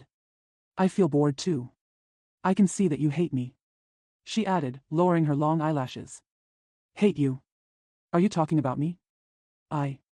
Piskarev was flustered. 本想再说下去，那就会说出一大堆语无伦次的话来。不过这时，一个说话俏皮而风趣，头上卷着一束蓬起的凤头的侍从官走了过来。他高兴地露出一排相当洁白的牙齿。I wanted to continue talking, which would lead to a lot of incoherent words, but then an attendant who spoke playfully and interestingly and had a bunch of fluffy crests on his head came over. He happily showed off a row of fairly white teeth. 说的俏皮话，句句都像锋利的钉子一样扎进他的心里。所幸的是，终于旁边有人找侍从官询问什么事情了。真烦人！他抬起天使般的眼睛望望他说：“我坐到大厅的那一头去，你也过来吧。” The witty words she spoke pierced into his heart like sharp nails. Fortunately, someone finally came to ask the attendant about something. How annoying, she said, looking up at him with her angelic eyes. I'll sit at the other end of the hall. You come over too. 他挤进人群里，随即不见了。他像疯了似的推开众人，也跟着到了那儿。是的，正是他。他端坐着，宛如女皇，超凡脱俗，艳压群芳，左右顾盼，正在找他呢。您来了，他轻声说道。我不想瞒您。She squeezed into the crowd and disappeared. He pushed away everyone like crazy and followed them there. Yes, it was her. She was sitting like a queen, otherworldly and gorgeous, looking around, looking for him. You're here, she said softly. I don't want to hide it from you. 我们邂逅相遇的情形，您一定觉得奇怪吧？您或许以为我是属于您见到的那种下流无耻的人吧？您会觉得我的行为很怪诞。不过我可以告诉您一个秘密。他凝视着他的眼睛说道。You must find it strange how we met by chance. You may think that I am one of those nasty and shameless people you see, right? You may think my behavior is strange, but I can tell you a secret, she said, gazing into his eyes. 您能永远不泄露出去吗？哦，一定不泄露。可是，这是一个上了年纪的人走近前来，操着皮斯卡略夫听不懂的语言跟他说什么来着，然后向他伸出胳膊。Can you never leak it? Oh, definitely. Must. It must not be leaked. But then an older man came up to her, spoke to her in a language that Piskarev could not understand, and then stretched out his arm to her. 他用恳求的目光望了一眼皮斯卡略夫，示意他留在原地，等他回来。可是他一时急不可耐，无论是谁的吩咐都听不进，即便是他说的话也不能从命了。他立即跟随而去，然而 She glanced at Piskarev with a pleading look, signaling him to stay where he was and wait for her return, but he was so impatient that he could not obey anyone's orders, not even though she said. He immediately followed, however. 人群熙熙攘攘，终于把他们隔开了。他再没有看见那袭雪青白的衣裙，焦急不安地穿过一个个的房间，十分莽撞地推搡着迎面走来的人。然而 The bustling crowd finally separated them. He never saw the snow-white dress again. He walked anxiously through the rooms, pushing people who were coming towards him recklessly, but... 一间间房里，只见社会名流坐在那里打桥牌，一片鸦雀无声。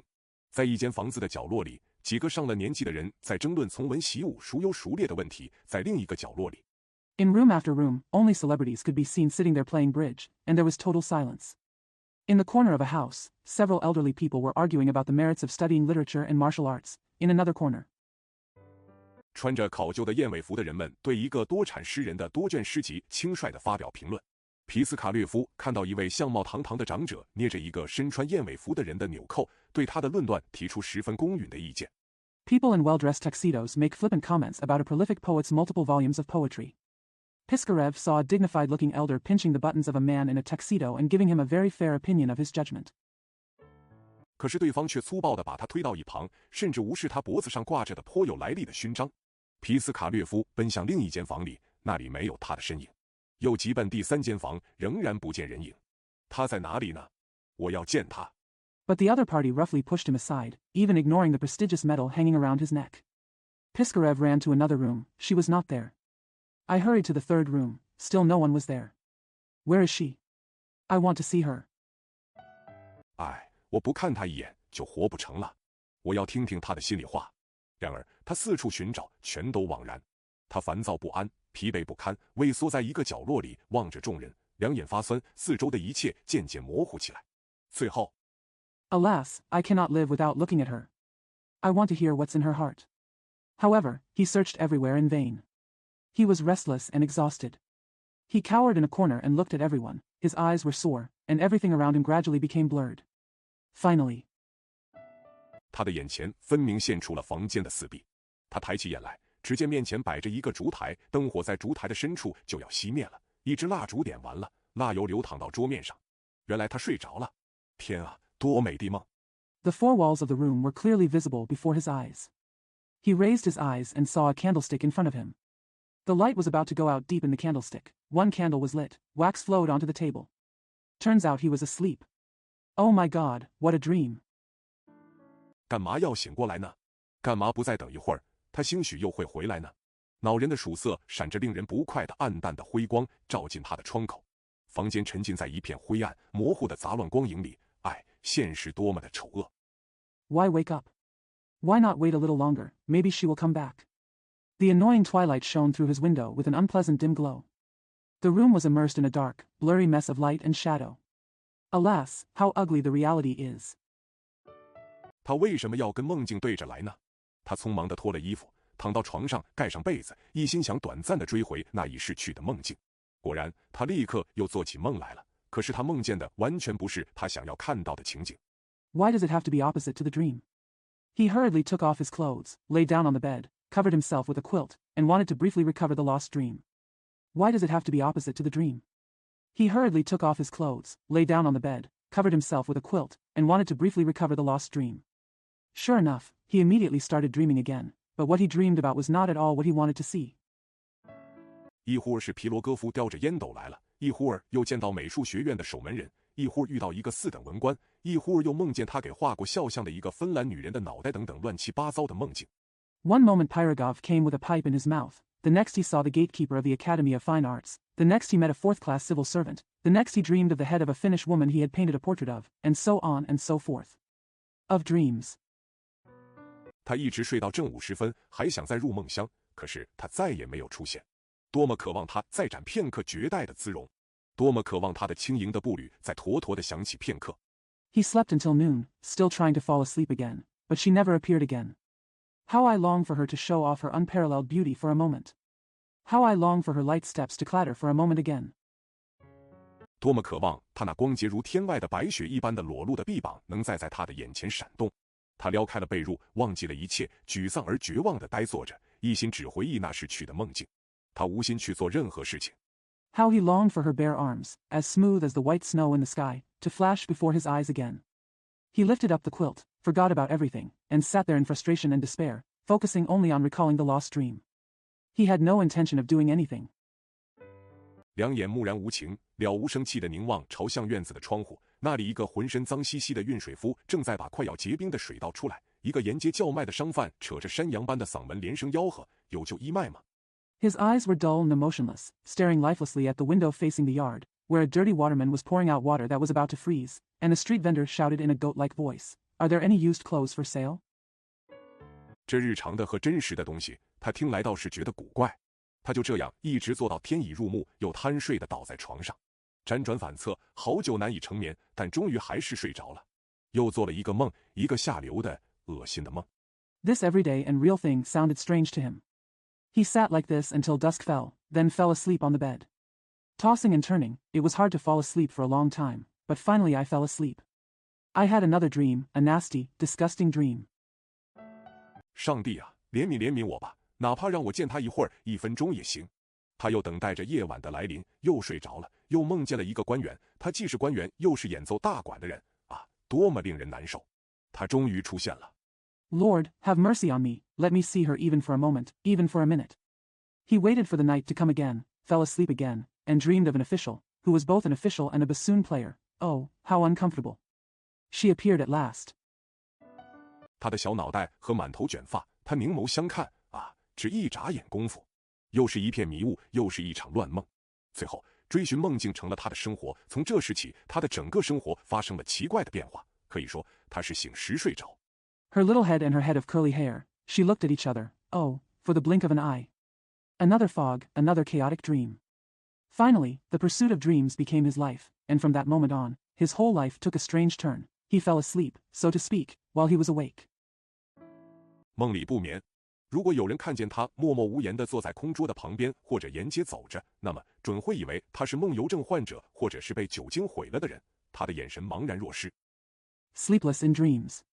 If someone saw him sitting silently at an empty table or walking along the street, they would think that he was a sleepwalker or someone ruined by alcohol. His eyes were blank and lost. 生来就有的精神恍惚的毛病，现在更加重了，横蛮地抹去了他脸上一切感情的流露和变化。只有到了夜里，他才又有了生气。这种状况耗损了他的精力，最后他梦也做不成了。The mental disorder he was born with became even more severe now, brutally erasing all expressions and changes of emotion on his face. Only at night did he feel alive again. This situation drained his energy, and in the end he couldn't dream anymore. 这竟成了他最大的痛苦。为了挽回这唯一拥有的东西，他想方设法要重圆好梦。他听人说有一种办法可以重温旧梦，只要服用鸦片就能办到。可是到哪里去弄鸦片呢？ This turned out to be his greatest pain. In order to save the only thing he owned, he tried every means to regain his dream. He had heard that there was a way to relive old dreams. All he had to do was take opium. But where to get opium? 他想起了一个开披巾店的波斯人，此人几乎每次见面都求他画一幅美人图。他拿定主意去找波斯人帮忙，估计他肯定有这种鸦片。波斯人端坐在沙发上，盘着腿接待了他。He remembered a Persian who owned a shawl shop. This man asked him to draw a picture of a beauty almost every time he met. He made up his mind to find help from the Persians, who must have this kind of opium. The Persian sat on the sofa with his legs crossed and received him. 你要鸦片做什么用？波斯人问道。皮斯卡略夫向他诉说了失眠的苦况。好吧，我给你一些鸦片，不过你得给我画一张美人图，要画一个绝色美人，乌黑的眉毛，像有橄榄一样的大眼睛。What do you want the opium for? The Persian asked. Piskarev told him about his insomnia. Okay, I'll give you some opium, but you have to draw me a picture of a beauty. I want to draw a stunning beauty. Black eyebrows, big eyes like olives. 而我就躺在他的身边，抽着烟斗。听明白吗？要画一个十分漂亮的，一个美人。皮斯卡略夫全都答应了。波斯人出去一会儿，拿着一只盛着发黑的液体的小罐子回来。And I was lying next to her, smoking my pipe. Do you understand? I want to draw a very beautiful one. What a beauty. Piskarev agreed to everything. The Persian went out for a while and came back with a small jar containing a black liquid. 小心地倒了一点在另一只小罐子里，然后交给皮斯卡略夫，嘱咐他要兑水喝，每次不得超过7滴。他贪婪地抓起这个无比珍贵，可说是金不换的小罐子，急急忙忙地跑回家去。Carefully pour a little into another small jar, then give it to Piskarev, telling him to mix it with water and drink it, no more than 7 drops at a time. He greedily grabbed this extremely precious little jar, which could not be exchanged for gold, and hurried home. 回到家里，他倒了几滴在盛着水的杯子里，一口吞下，倒头便睡。天哪，多么的快意！是他，又见到他了。不过已经是另外的样子。啊，他已坐在明亮的村舍的窗户旁边，多么妩媚！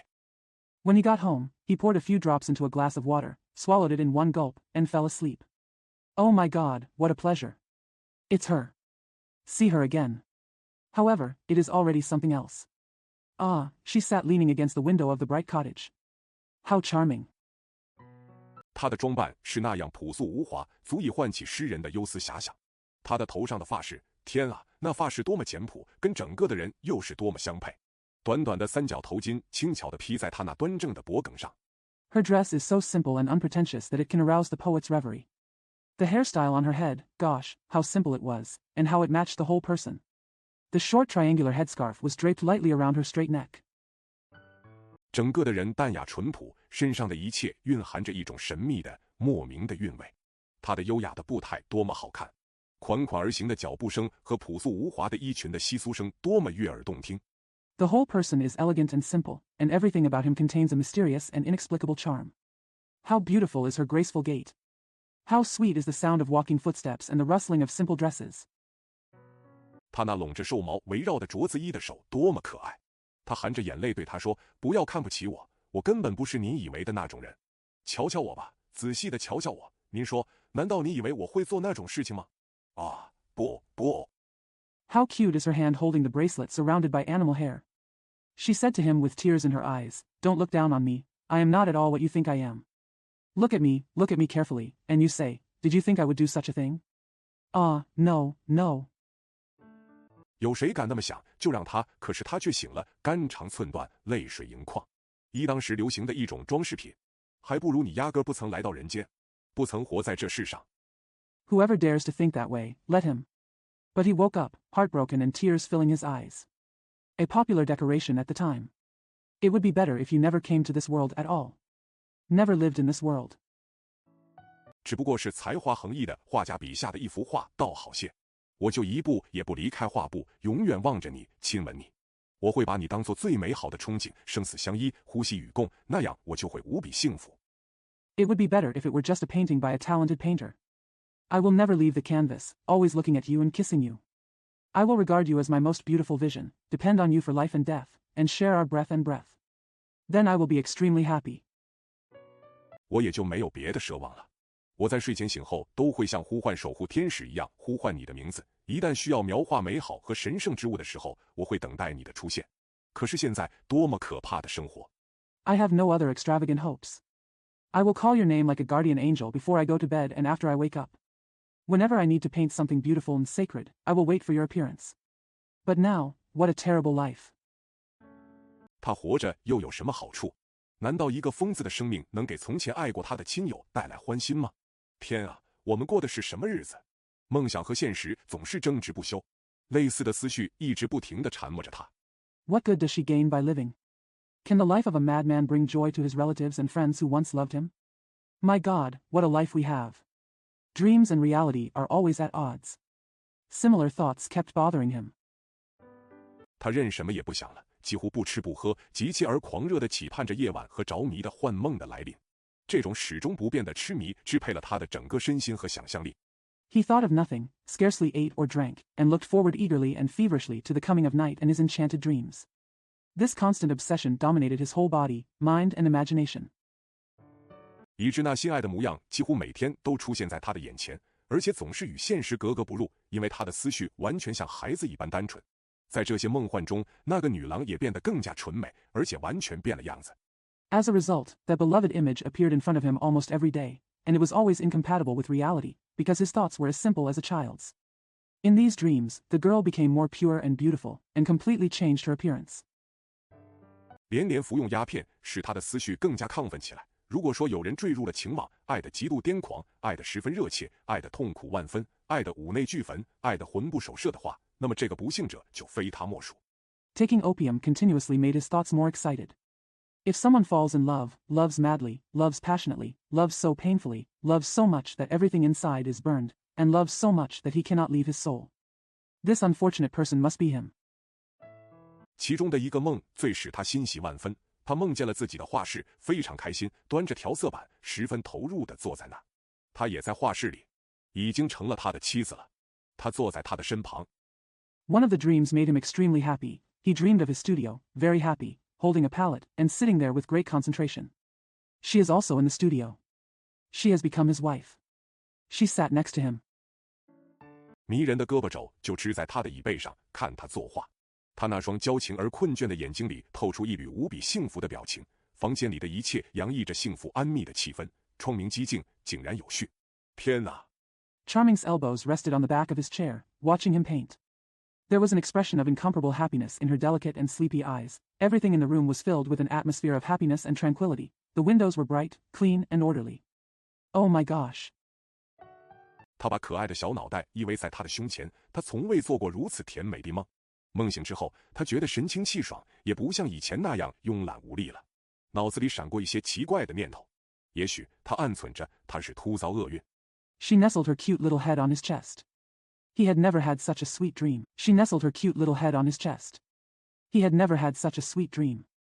After waking up from the dream, he felt refreshed and not as lazy and weak as before. Some strange thoughts flashed through my mind. Perhaps, he thought to himself, she suffered a sudden misfortune. 身不由己的沦落风尘的，也许他内心已是懊悔莫及，也许他自己也渴望跳出火坑。难道就眼瞪瞪地看着他毁了而无动于衷吗？ She could not help but fall into the world of prostitution. Perhaps, she was deeply regretful in her heart. Perhaps, she herself also longed to jump out of the pit of fire. Should he just stare at her ruin and remain indifferent? 要知道，只要伸出一只援手，就可以把他从水深火热之中解救出来呀！他神思远游起来。没有人认识我，他自言自语说，而且别人管不着我，我也不管别人的事。只要他真心悔改，重新做人。You know that as long as you extend a helping hand, you can rescue her from the dire straits. He began to wander in his mind. You know that as long as you extend a helping hand, you can rescue her from the dire straits. He began to wander in his mind. No one knows me, he said to himself, and others can't care about me, and I don't care about other people's affairs. As long as she truly repented and turned a new leaf. 我就娶她，我一定要娶她，总比许多人娶女管家甚至于娶下贱的荡妇要强得多。而我的这一举动是无私的，甚至是伟大的。我是把一个绝色美人还给人世。I will marry her. I must marry her. It is much better than many people marrying a housekeeper or even a lowly slut. And my move was selfless, even great. I am returning a stunning beauty to the world. 他拟定了这么一个轻浮的计划，觉得脸上陡然升起了一阵红晕。他走到镜子跟前，只见双颊深陷，脸色苍白，不由得感到骇然。他仔细地打扮了一番，洗了脸，抿平头发。Having drawn up such a frivolous plan, he felt a blush suddenly rise on his face. When he walked to the mirror, he saw his cheeks were sunken and his face was pale, and he couldn't help but feel horrified. He dressed up carefully, washed his face and smoothed his hair. 穿上一件新的燕尾服和实心的背心，披了一件斗篷，便走到了街上。他吸了一口清新的空气，心里觉得神清气爽，犹如一个久病初愈的病人终于走出门来似的。当他走进那条街时 Putting on a new tuxedo, a fashionable vest, and a cloak, he walked out into the street. He took a breath of fresh air and felt refreshed, as if a patient who had just recovered from a long illness finally walked out of the door. As he approached the street, 心不由得砰砰直跳，因为自从那次不幸的邂逅之后，还一直没有来过。他久久地寻找那幢房子，仿佛是记不起来了。在街上来回走了2趟，不知道该在哪一幢房子跟前停下来。终于 my heart was pounding involuntarily because I hadn't been there since that unfortunate encounter. He looked for the house for a long time. He seemed unable to remember it. I walked up and down the street twice, not knowing which house to stop at. Finally, 他觉得其中一幢房子有点像，于是快步奔上楼去，敲了敲门，门开了，有一个人迎上前来。是谁啊？是他的意中人，心中密藏的美人，理想之画的模特，那样揪心。he thought one of the houses looked a bit like it. So, I quickly ran upstairs and knocked on the door. The door opened, and a person came forward to greet me. Who is it? She is the one he likes, the beauty hidden in his heart, the model for his ideal painting, so heart-wrenching. 那样痛苦又那样甜蜜的日思夜想的人，他就站在他的面前，他浑身索索的颤抖，心里一阵狂喜，身子虚弱的几乎站不稳。他面对面站着，仍然风情万种，尽管两眼睡意朦胧。Someone who is so painful and so sweet that I think about day and night. She stood in front of him. He was trembling all over. His heart was filled with ecstasy, and he was so weak that he could hardly stand. She stood face to face, still charming, even though her eyes were sleepy. 面庞略显苍白而不那么鲜丽可人，然而她依然楚楚动人。哦，他一看是皮斯卡略夫，大声喊道，揉揉眼睛，那已经是午后2点了。您干嘛那天要溜走呀？他浑身无力地坐到椅子上。Her face was slightly pale and not so beautiful, but she was still charming. Oh, she shouted when she saw it was Piskarev, rubbing her eyes. It was already 2 o'clock in the afternoon. Why did you run away that day? He sat down on the chair limply. 怔怔地望着他。我刚刚醒来，早上7点钟才把我送回家来。我真喝醉了。他微笑着又补充了一句：“啊，你倒不如是个哑巴，压根就说不出话来的好，何苦说这些话来呢？” Staring at her blankly. I just woke up. They didn't bring me home until 7 o'clock in the morning. I was really drunk, she added with a smile. Ah, you might as well be mute and unable to speak at all. Why bother saying these words? 他忽然把生活的全部底细都给他看了。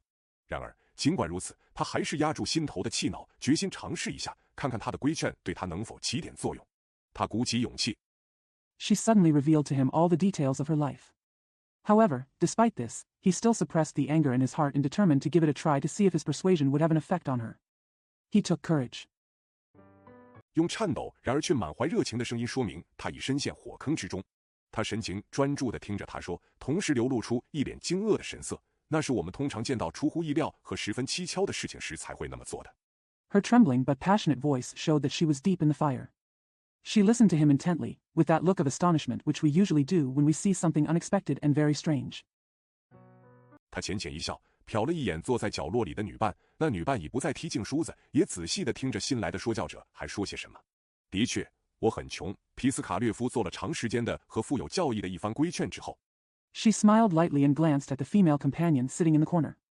The female companion was no longer cleaning her comb and was listening carefully to what the new preacher had to say. It is true that I am poor, said Piskarev after a long and instructive exhortation. 最后说道，不过我们可以劳动为生，我们可以同心协力改善我们的生活处境。最大的快乐莫过于自食其力。我可以作画，你就坐在我的身边，鼓励我，刺刺绣或者做点别的手工活。Finally, he said, however, we can work for a living, we can work together to improve our living conditions. The greatest happiness is to make a living by ourselves. I can paint, and you can sit beside me, encourage me, embroider or do something else, handwork. 我们也就衣食无愁了。那怎么行？他一脸鄙夷的神色打断他的话说：“我又不是洗衣服和女裁缝，干嘛要干活呢？”天哪！这番话流露出他对整个卑贱下流的生活的贪恋。We will have enough food and clothing. How can that be done? She interrupted him with a look of disdain on her face. I'm not a washerwoman or seamstress, so why do I have to work? Oh my God. These words revealed her lust for the whole mean and obscene life. 那是与淫荡终日为伴的，充满着空虚与无聊的生活呀！您就娶我吧。那个至今仍坐在角落里默不作声的女伴，厚颜无耻地接过话头，说道：“我嫁给您，就这么坐着。”说着。It was a life full of emptiness and boredom, accompanied by lust all day long. Just marry me. The female companion, who was still sitting silently in the corner, took over the conversation shamelessly and said, I will marry you and just sit like this. Said. 他那令人可比的脸上扮了一个傻乎乎的怪相，逗得那美人哈哈大笑。啊，这太放肆了，真令人难以忍受。他痴痴呆呆，神情木然地抬脚就走。他神志模糊了，稀里糊涂，漫无目的，视而不见。A silly grimace appeared on her contemptible face, which made the beauty laugh. Ah, this is so presumptuous. It's unbearable. He walked away in a daze and with a numb expression. He was confused, aimless, blind. 听而不闻，无知无觉，游荡了一整天，谁也不知道他在什么地方过了夜没有。只是在第二天，他才凭着模模糊糊的下意识回到了自己的住处，面容憔悴，神色可怕，头发乱蓬蓬的。Listening but not hearing, unaware, wandering all day long. No one knew where he spent the night. It was only the next day that he returned to his residence with a vague subconscious, looking haggard, looking terrible, and with disheveled hair. 一副神经狂乱的样子。他把自己锁在房里，不让任何人进去，也不要什么东西。4天过去了，锁着的房门一次也没有打开过。又过了1个星期，房门依然深锁着。人们拥到房门口。He looked like a nervous wreck. He locked himself in his room, letting no one in, and asking for nothing. For days passed, and the locked door was not opened once. Another week passed, and the door was still locked. People crowded to the door of the room. 大声呼唤他，可是没有一点声息。最后把房门撬开了，发现他切断喉管，已经死了。血迹斑斑的刮脸刀跌落在地板上，两手痉挛地张开着，样子扭曲得十分怕人。She called him loudly, but there was no sound, Finally she pried open the door and found that he had cut his throat and was dead. The bloody razor fell to the floor. His hands were spread out convulsively, and his appearance was twisted and scary. 可以推知他的手没有找准地方，受过长时间的折磨，那颗有罪的灵魂才最后出窍。可怜的皮斯卡略夫就这样一命呜呼了，这狂热的激情的牺牲品，一个温顺、胆怯、谦恭、天真的人。It can be inferred that his hands were not in the right place and he suffered a long period of torture before the guilty soul finally came out of the body. Thus perished poor Piskarev, the victim of a wild passion, a meek, timid, humble, and innocent man. 他怀有才能的火花，或许随着时光的推移会迸发出熊熊的火焰来。没有人为他哭泣，在他的遗体旁，除了一个寻长的身影和一个法医的冷漠的面孔之外，再没有别的人。He harbors a spark of talent that may, in time, burst into flames. No one cried for him. Beside his body, there was no one except the figure of a patrolman and the cold face of a medical examiner. 甚至也没有举行宗教仪式，他的棺木被悄悄地运往奥赫塔，只有一个看门的士兵跟在棺木后面哭泣，那也只是因为他多喝了一瓶伏特加的缘故。There was not even a religious ceremony, and his coffin was carried quietly to Okta. Only a soldier watching the gate followed the coffin and wept, and that was only because he drank an extra bottle of vodka. 就连皮罗戈夫中尉也不曾前来看一眼这不幸而可怜的人的遗容，而在生前，中尉对他可是呵护有加的呀。然而，皮罗戈夫中尉是完全顾不上这事了，他正忙着一件十分重要的事情。Even Lieutenant Pyrogov did not come to see the remains of this unfortunate and pitiful man, but the lieutenant took good care of him during his lifetime. However, Lieutenant Pyrogov could not care less. He was busy with something very important. 现在我们就来说说他吧。我不爱碰到尸体和死人。当长长的送殡行列穿过我走的道路，一个打扮得像托波修士的残废士兵，左手闻着鼻烟，右手擎着火把走过时，我总觉得挺别扭的。Now let's talk about him. I don't like to meet corpses and dead people. When a long funeral procession crosses the road I am walking on, and a disabled soldier dressed like a mendicant monk walks past, sniffing snuff with his left hand and holding a torch in his right hand, I always feel quite awkward.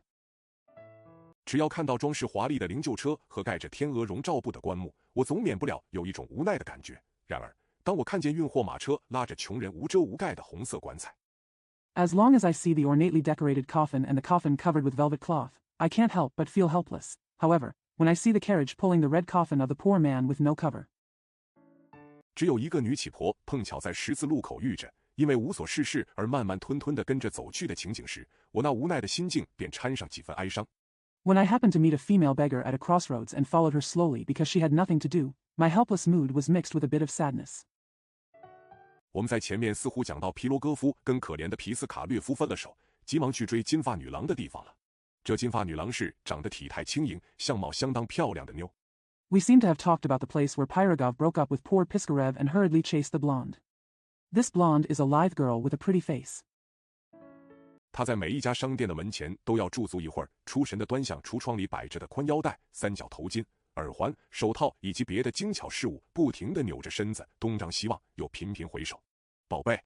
She would stop for a while in front of each shop, looking at the wide belts, triangular headscarves, earrings, gloves, and other exquisite accessories displayed in the window, twisting her body, looking here and there, and looking back frequently. Baby. 你可跑不出我的掌心了。皮罗戈夫十分自信地说，继续紧追不舍，竖起大衣的领子来遮着脸，免得撞见熟人难堪。说到这里，不妨让读者了解一下皮罗戈夫是一个什么样的人物。不过 You can't escape from my grasp. Pyrogov said very confidently, continuing to pursue him, raising the collar of his coat to cover his face, so as not to embarrass his acquaintances. At this point, it might as well let the readers understand what kind of character Pyrogov is. But 在说到皮罗戈夫是一个什么样的人物之前，不妨谈谈皮罗戈夫所属的那个社交圈子。那里有一些军官，他们在彼得堡构成社会的一个中产阶级。Before talking about what kind of person Pyrogov is, let's talk about the social circle to which Pyrogov belongs. There were some officers there, who formed a middle class of society in Petersburg. 在经过40年的惨淡经营才爬上去的5等或4等文官举行的晚会或宴会上，你总可以遇见其中的一个人。几个脸色苍白，有如彼得堡一样暗淡无光的少女，有的已错过佳期，茶桌。You can always meet one of these people at a party or banquet held by a 5th or 4th class civil servant who climbed up the ladder after 40 years of bleak business. Several girls with pale faces, as dull as Petersburg, some of them have missed their prime dates, the tea table. 钢琴、家庭舞会，这一切总是跟一个戴着灯光下闪闪发亮的带穗肩章的人难解难分，而他又总是被贤淑的金发女郎和身着黑色燕尾服的弟兄或者亲友簇拥在中间。Pianos, house dances, all of these are always inseparable from a man wearing tassels shining in the lights, and he is always surrounded by virtuous blondes and brothers or relatives in black tuxedos middle. 这些生性沉静的姑娘本是很难逗得开心和发笑的，真要做到这一点，要说难却是很难，要说不难也一点不难。说话既不要过于高深，也不要过于滑稽。It is difficult to make these quiet girls happy and laugh. If you really want to do this, it is difficult to say that it is difficult, but it is not difficult at all to say that it is not difficult. Don't speak too profoundly or too comically. 只需处处添点女人爱听的零星琐事即可。在这一点上，倒是要给上面提到的先生们说句公道话，他们有一种特别的本领，可以让这些黯然失色的美人听他们说话笑声不止。Just add a little bit of trivia here and there that women love to hear. At this point, I would like to do justice to the gentlemen mentioned above. They have a special ability to make these eclipsed beauties laugh when they listen to them. 又喊又笑，此起彼伏。哎呀，别说了，羞不羞，把人逗死了。这常常是对他们最好的报偿。他们很少跻身到上层阶级中去，或者说根本就无缘高攀。Shouting and laughing, one after another. Oh, stop talking. I'm so embarrassed, it's making people laugh to death. This is often the best reward for them. They rarely make it into the upper class, or they simply don't have the chance to climb up. 他们是被这个社会称之为贵族的人们从那儿排挤出来的。话又说回来，他们算是有学问和有教养的人。他们喜欢谈论文学，对布尔加林一、普希捷二和格列齐三赞不绝口。They were squeezed out from there by what this society calls aristocrats. Then again, they are considered learned and educated people. They like to talk about literature and are full of praise for Bulgarin, Pushkin, and Gretsch. 却以蔑视和挖苦的口吻抨击奥尔洛夫斯。他们从不放过一次公开讲演的机会，即便是讲部记或者植树造林，也欣然应允。无论剧院上演什么剧目，你总可以见到其中有的人到场。But he criticized Orlov with contempt and sarcasm. They never miss an opportunity to speak in public, even if it's about bookkeeping or tree planting. No matter what play is being played in the theater, you can always see someone there. 除非是上演的傻瓜菲拉特卡之类的闹剧败坏了他们那爱挑剔的口味。他们是剧院的常客，是给剧院的老板们带来滚滚财源的人。他们尤其喜欢剧中插进一些精美的诗句。Unless farces like Flacka the Fool have spoiled their fastidious tastes. They are regular visitors to the theater and bring a lot of money to the theater owners. They especially like to insert some beautiful verses into the play. 也喜欢大声吆喝着给演员们捧场。他们中间有许多人在公立学校执教或者辅导学生投考公立学校，终于攒得一笔钱，购置一辆双轮轻便马车和一对马匹。这样 They also like to cheer loudly for the actors. Many of them taught in public schools or tutored students to apply for public schools. They finally saved a sum of money to buy a two-wheeled carriage and a pair of horses.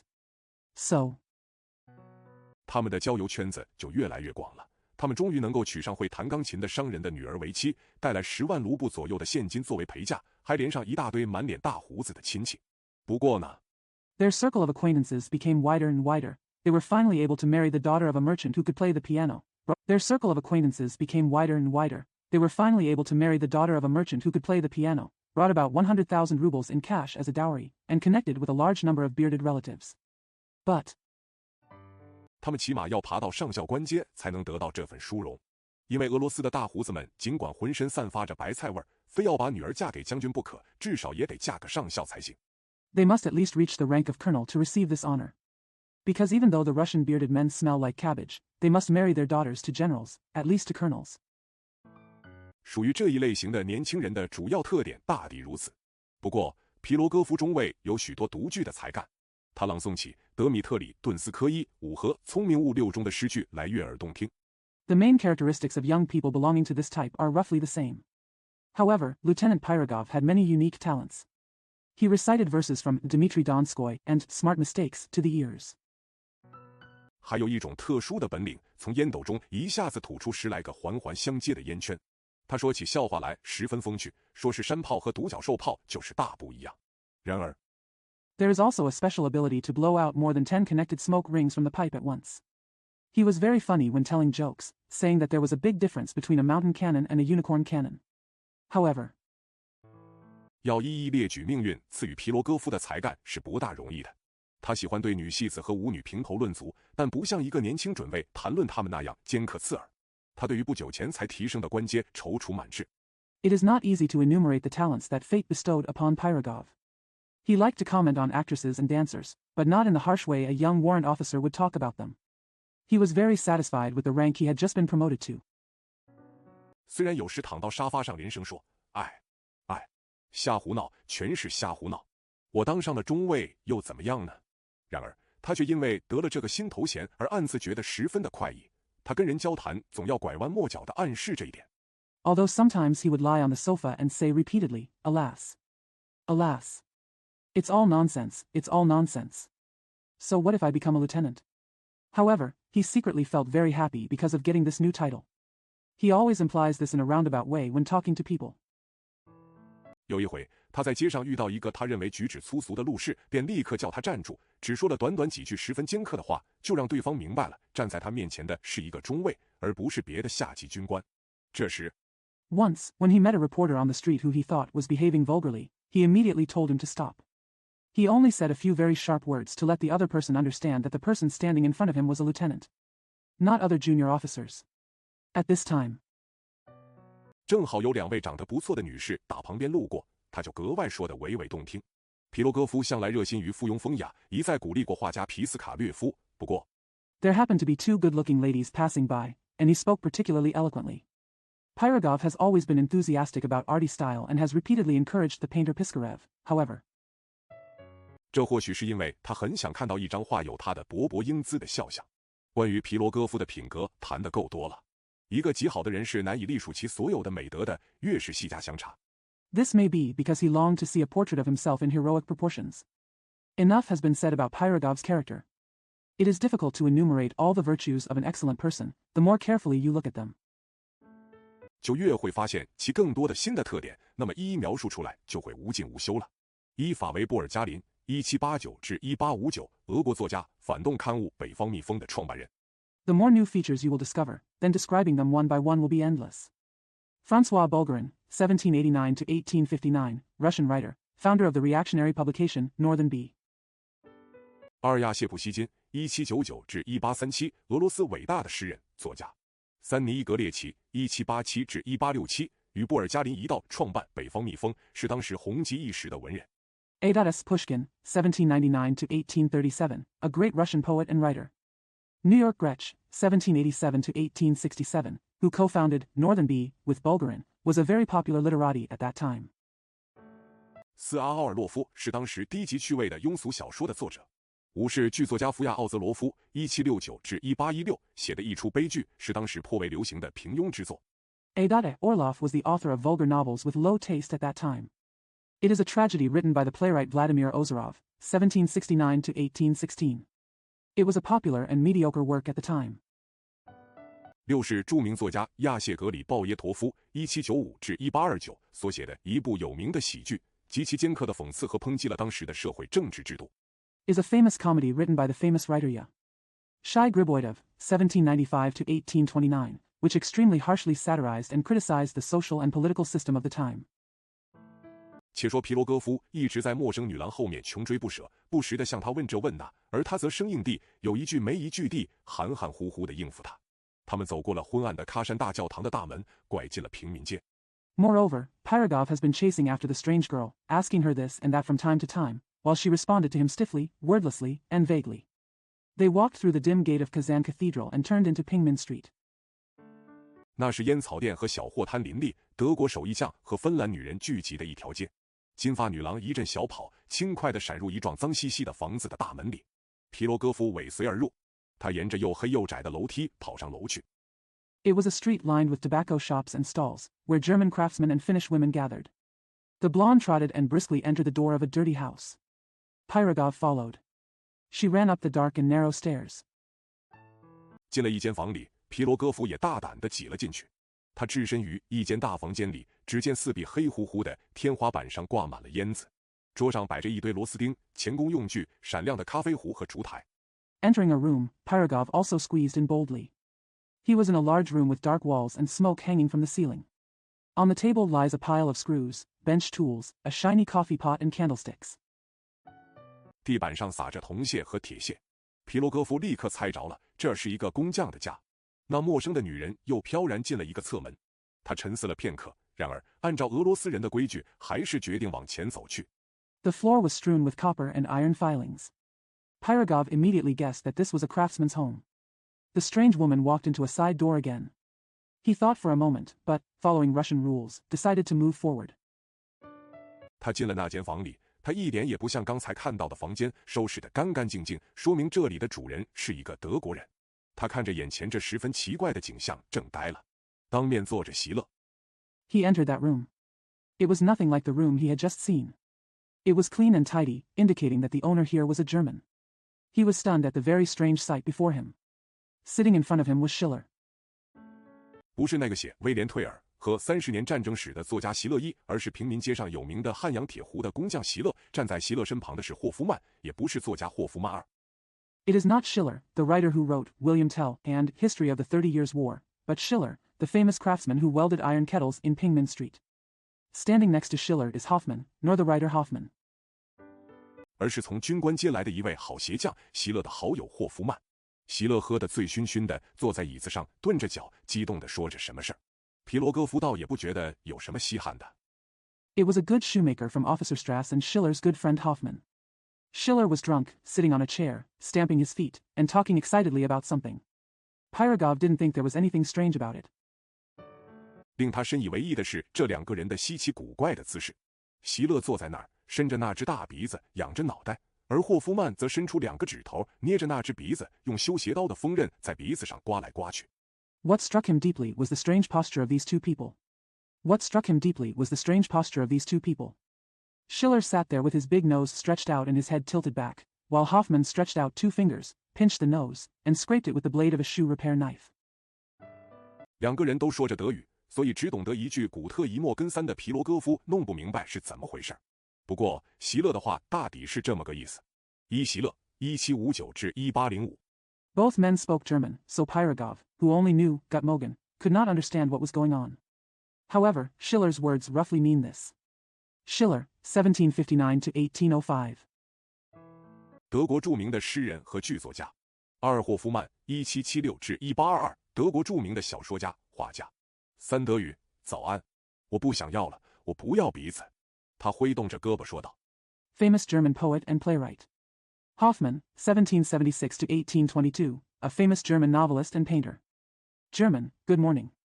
I don't want it anymore, I don't want a nose, he said, waving his arms. 我光是鼻子每个月就得用掉3俄镑1鼻烟。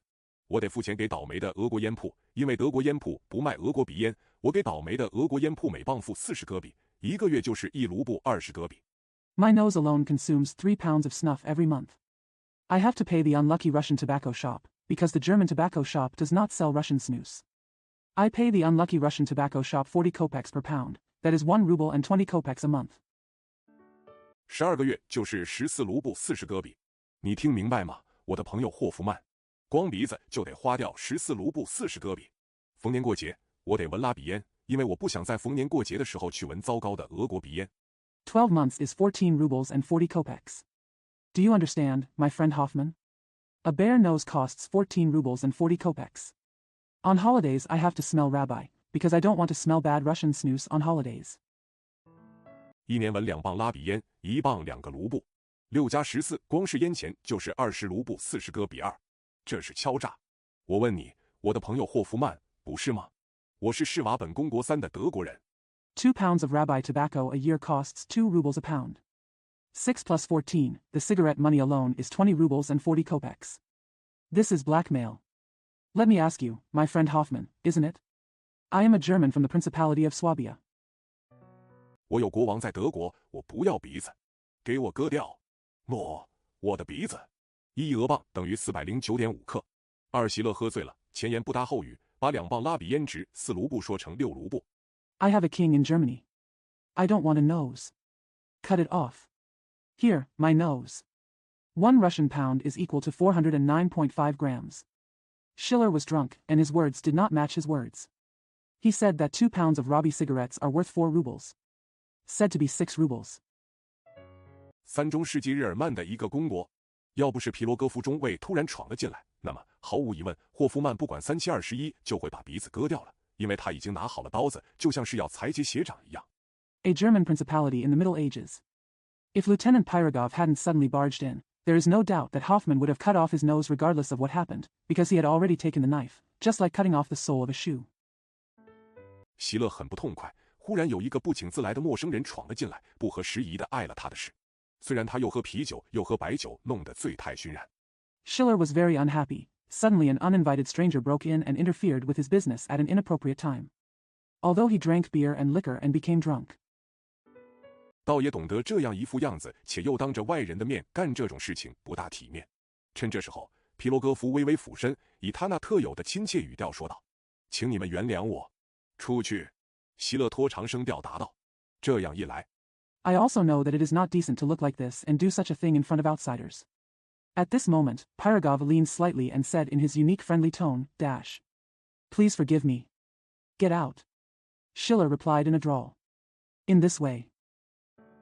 皮罗戈夫不知所措了，他还从来不曾遇到这样粗鲁的对待，脸上微露的一丝笑容倏然不见了。他深感自尊心受到了伤害，便说：“我真奇怪，先生，您大概没有看出来，我是一个军官。” Pyrogov was at a loss. He had never been treated so rudely. The slight smile on his face suddenly disappeared. He felt deeply that his self-esteem was hurt, so he said, I'm so surprised, sir, you probably don't see, I'm an officer. 军官值几个钱？我是施瓦本公国的德国人。劳作。这时，席勒用拳头猛击一下桌子，就会当上个军官，1年半是官升，2年中尉，明我马上就是个军官。不过，我不想到军队去混。How much is an officer worth? I am a German from the Duchy of Swabia. I, at this time, Schiller slammed his fist on the table, will become an officer, 1.5 years as a cadet, 2 years as a lieutenant, and tomorrow I will be an officer immediately. However, I don't want to join the army. 我对于军官就是这个，呸！说是席勒伸出手掌，在他上面啐了一口。皮罗戈夫眼看别无他法，只好悻悻离去。不过，这样粗暴的对待有损于他的身份，委实令他很不痛快。This is what I think of officers, bah. While speaking, Schiller stretched out his palm and spat on it. Seeing that Pyrogov had no other choice, he had to leave in anger. However, such rough treatment was detrimental to his status and really made him very sad. Not happy. 他几次在楼梯上停下脚步，仿佛要鼓起勇气，想法子要让席勒明白他是过于放肆了。后来转念一想，席勒还是可以原谅的，因为他的脑袋被啤酒灌糊涂了。He stopped several times on the stairs, as if trying to muster up his courage and think of some way to make Schiller understand that he was being too presumptuous. Later, on second thought, Schiller could be forgiven because his head was filled with beer. 何况他眼前又浮现出金发女郎的秀丽的姿容，于是他决定把这件事置之度外。第二天一大早，皮罗戈夫又来到洋铁匠的铺子里，在前面的房间里，他遇见了姿容秀丽的金发女郎。What's more, the beautiful appearance of the blonde appeared in front of his eyes, so he decided to ignore the matter. Early the next morning, Pyrogov came to the foreign blacksmith's shop again. In the front room he met the pretty blonde. 他一脸严肃的表情，语气冷冰冰地问道：“您有事吗？”“哦，您好，我亲爱的，您不认得我了吧？您装得倒挺像，多么漂亮的眼睛！”皮罗戈夫中尉边说着，就想用手指亲热地聊聊他的下巴颏。可是 With a serious expression on her face, she asked in a cold tone, Are you okay? Oh, hello, my dear. You don't recognize me, do you? You look quite like me, what beautiful eyes. Lieutenant Pyrogov said, trying to fondly tease her chin with his fingers. But 金发女郎不由得发出一声惊叫，又冷冰冰地问了一句：“您有事吗？”“就想看看您，没有别的事。”皮罗戈夫中尉说道，一边亲切地微笑着，一边挨上前去。不过看到那金发女郎，吓得要往门里钻。The blonde couldn't help but let out a scream, and asked coldly, Are you okay? I just want to see you, nothing else, Lieutenant Pyrogov said, smiling kindly as he stepped forward. However, when he saw the blonde, he was so frightened that he tried to crawl in the door. 又补上一句：“亲爱的，我要定做一副马刺，您能给我做马刺吗？就算是为了爱您吧，我其实根本就不需要马刺，倒是要一副马龙头。多么好看的小手！” Added another sentence, My dear, I want to make a pair of spurs. Can you make them for me? Even if it's just to love you, I don't actually need spurs at all, but a bridle. What a pretty little hand. 皮罗戈夫中尉在做类似的表白的时候，总是显得异常的亲昵。我去叫我的丈夫来。德国女人大声说道，转身走了。过了几分钟，皮罗戈夫看见席勒走出房来，一副睡眼惺忪。Lieutenant Pyrogov always seemed extremely affectionate when making similar confessions. I'm going to call my husband, the German woman said loudly, turned and left. After a few minutes, Pyrogov saw Schiller coming out of the room, looking sleepy. 刚从昨晚的醉态中醒来的样子，他瞥了一眼那军官，模模糊糊地想起了昨天白天发生的事情。他一点也不记得昨天自己那副失态的样子了，不过还是意识到做了一件傻事。Just woke up from last night's drunken state. He glanced at the officer and vaguely recalled what had happened during the day yesterday. He didn't remember his gaffe yesterday at all, but he still realized that he had done something stupid. 所以摆出一副十分冷漠的神气来接待那个军官。不给15卢布，我不做马刺。他说想把皮罗戈夫支走，因为他是一个诚实的德国人。So he received the officer with a very cold air. I won't do Spurs without 15 rubles, he said, wanting to send Pyrogov away because he was an honest German. 面对一个曾经看见他有失体面的狼狈相的人，到底是难为情的。席勒喜欢邀上两三友人一起喝酒，不让外人看见。每逢这种时候，总是锁上门，连工友也拒之门外。为什么这么贵呢？ It was embarrassing to face someone who had seen him in a disgraceful state. Schiller liked to invite 2 or 3 friends to drink together without letting outsiders see him. At such times, he always locked the door, even his co-workers were kept away. Why is it so expensive? 皮罗戈夫温和地问道。德国人的手艺嘛，席勒摸着下巴颏，冷漠地答道。俄国人只要2个卢布就肯做。好吧，就算是我喜欢您，愿意跟您交个朋友吧，我付15个卢布。席勒沉吟了片刻。Pyrogov asked gently, dash. It's German craftsmanship. Schiller touched his chin and replied indifferently. The Russians are willing to do it for just 2 rubles. Okay, even if I like you and want to be your friend, I'll pay you 15 rubles. Schiller pondered for a moment. 他是一个诚实的德国人，难免有些不好意思。他还是想让皮罗戈夫自己打消这个定做的念头，就声明说最少要2个星期才能做好。没料到皮罗戈夫二话没说，便全都同意了。He was an honest German and was inevitably a little embarrassed. He still wanted Pyrogov to give up the idea of customizing it, so he stated that it would take at least 2 weeks to complete it. Unexpectedly, Pyrogov agreed without saying a word. 席勒动起了心思，寻思着怎么把这件活做得像样些，货真价实能值15卢布。这时，金发女郎走了进来，在摆满了咖啡壶的桌上翻找东西。中尉趁着席勒在沉思的时候，走到他跟前。Schiller started to think about how to do this job in a decent way, so that the real thing could be worth 15 rubles. At this moment, the blonde came in and rummaged around on the table covered with coffee pots. The lieutenant took advantage of Schiller's deep thought and walked up to her. 捏了捏他那裸露到肩头的胳膊，这使席勒很不高兴，梅因弗劳，依他嚷了起来。瓦斯弗伦奇多赫，二金发女郎答应着，跟其3到厨房去。1德语，我的老婆；2德语。He pinched her arm that was exposed to her shoulders. This made Schiller very unhappy. Meine Frau, he cried. Was Violancito? The blonde agreed. Then she go to the kitchen. German, my wife. German. 什么事？3德语，快走！金发女郎转身出去了。那么，是过2个星期罗？皮罗戈夫又问道。是的，过2个星期。席勒一边沉思着，一边答道：“我眼下有许多活计要做。再见，我以后再来。再见。” What's up? German, walk quickly. The blonde turned and walked out. So, 2 weeks later? Pyrogov asked again. Yes, in 2 weeks, Schiller replied thoughtfully. I have a lot of work to do at the moment. Goodbye. I'll come back later. Goodbye. 席勒答道，随即把门关了。皮罗戈夫下定决心要穷追不舍。虽然德国女人分明是不理睬他，他闹不明白，怎么能服逆他的好意呢？特别是凭着他那殷勤的态度和闪光的官衔。Schiller replied, closing the door. Pyrogov was determined to pursue her. Although the German woman clearly ignored him, he couldn't understand how she could go against his good intentions, especially with his diligent attitude and shining official rank. 完全有权得到青睐。不过，也应当说明，席勒的妻子虽然容貌姣好，却心眼愚蠢。然而，愚蠢在漂亮妇人身上却有着特殊的魅力。至少我知道，许多做丈夫的因为妻子愚蠢而兴高采烈。Fully entitled to favor. However, it should also be noted that although Schiller's wife was beautiful, she was stupid in mind. But folly has a special charm in beautiful women. At least I know many husbands who are elated because their wives are stupid. 把愚蠢看作是天真无邪的表现，人的美貌会产生特别的奇迹。美人身上一切心灵上的缺陷不仅不会令人厌恶，反而特别惹人怜爱。在他们身上，恶习本身也使人觉得可爱。不过 Think of stupidity as a sign of innocence. Human beauty works special wonders. All the defects of mind in beautiful women, far from being repulsive, are particularly endearing. In them, vices themselves are endearing, but 一旦红颜消退，那么女人就得比男人聪明10倍，才能引人注目。即使不能赢得爱慕，至少可以得到敬重。话又说回来，席勒的妻子尽管愚蠢，却一直安守妇道。Once the beauty fades, then a woman has to be 10 times smarter than a man in order to attract attention, if not to win love, at least to gain respect. Then again, Schiller's wife, despite her stupidity, had always been a woman. 所以皮罗戈夫那大胆的计谋要想得逞并非易事。不过呢，去克服重重的障碍，总给人带来一种满足感。于是金发女郎便一天天变得让他牵肠挂肚了。他常常去打听马刺做好没有。